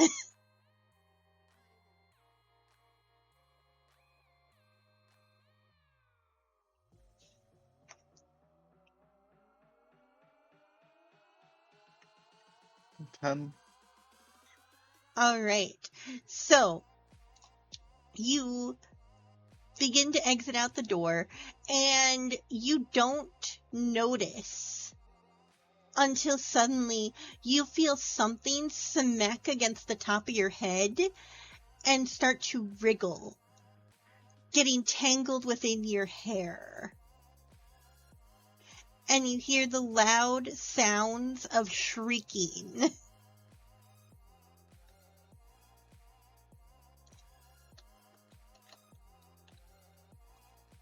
What are you doing? Starting to freak out. Alright, you're freaking out. Are you like smacking at your head? Smacking at my head and running all over the place. Alright, so you're smacking at your head, running around. Are you running back inside? No. Okay, so, you're smacking your head, running, at this point, roll initiative for me. Alright, 20. Plus 2, 20. Okay, so, you're smacking at your head, and you very quickly grab a hold of the thing that is in your hair. You can feel that it is slick and slimy and wriggling. Pull it out of your hair, and you toss it. However, as you toss it, you realize that it is winged, and you finally recognize it as the thing that you saw flitting between the gravestones earlier that you thought was a bat, but you know that this is not like any bat you have ever seen. Okay.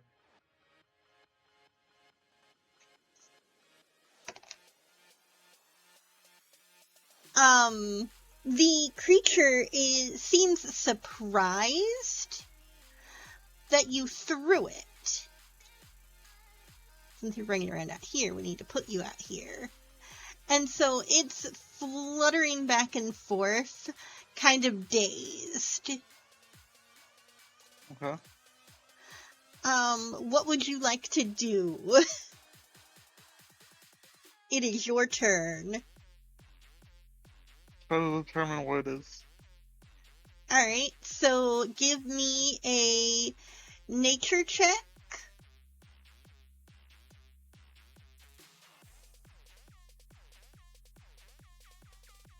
12. I have 0 nature. Alright, so you're looking at this creature, and it is unlike anything that you have ever seen before.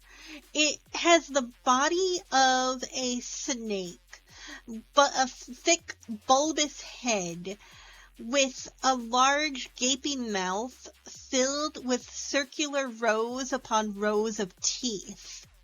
It does not appear to have eyes, and it has wings like that of a bat. Let's choose to use True Strike. Alright, so you hold out a shaky finger to try to glean insight into its weaknesses, and you know that despite the fact that this creature does not have eyes, that it can still sense you and know where you are at. You have a feeling that if this creature cannot fly, it is not going to be as dangerous. Alright, so it is now the creature's turn, and the creature is spastically flying back and forth, before finally recentering on you. And it lunges, attempting to bite you. 16 hit. My armor class is a 15. 15. Alright, so 16 does hit. It latches onto your shoulder with its teeth. And it does 1 piercing damage as its teeth sink in. And it is doing, it is doing 7 poison damage. Alright, I'm done at 18 HP. Alright. It is now your turn. Okay, I'll let do ice knife. All right. 15. All right. A 15 hits. Alright, so I got 8. All right. So you are doing 8 damage. Lift your hand and you toss your ice knife up into the creature's body. And it cuts off its shrieking as suddenly it falls to the ground dead.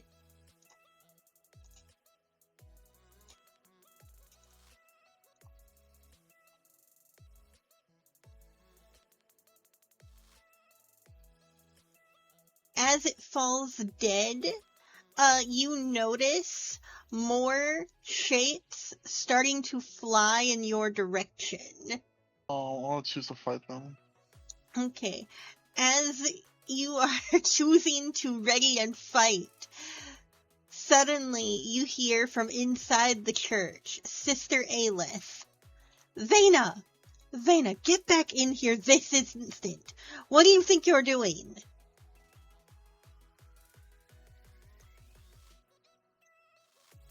I'll go back inside. Alright, do you close the door behind you? Yeah. Alright.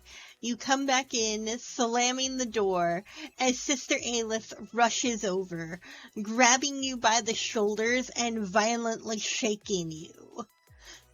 Do you understand the dangers that lurk out there?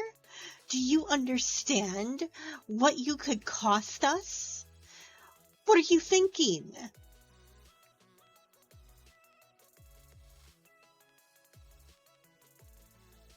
I just wanted to explore. I've been stuck in this church for too long.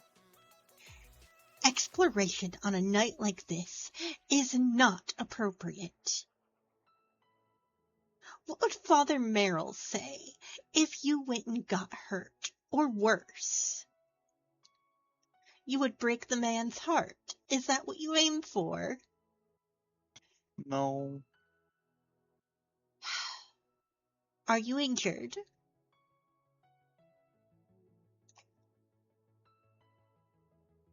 Very slightly, but I'll be okay. Foolish girl. I told him we needed to put locks on these doors to keep you from doing something utterly ridiculous. Come here. Let me see where you're hurt.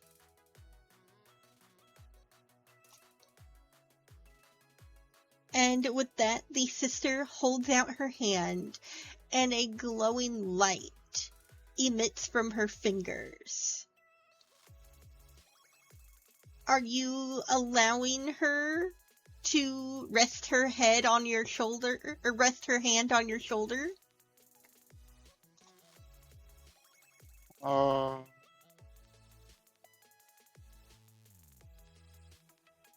No. Alright, so you're not letting her touch you. Yeah, I'm not letting her touch me. Alright, give me a dexterity, or give me an acrobatics.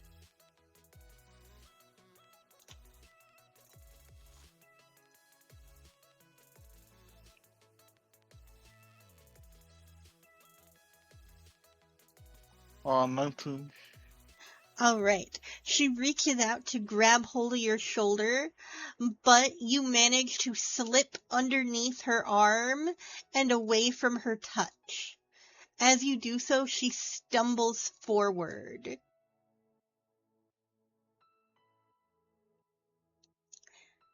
The sister turns around, angrily ready to lay into you.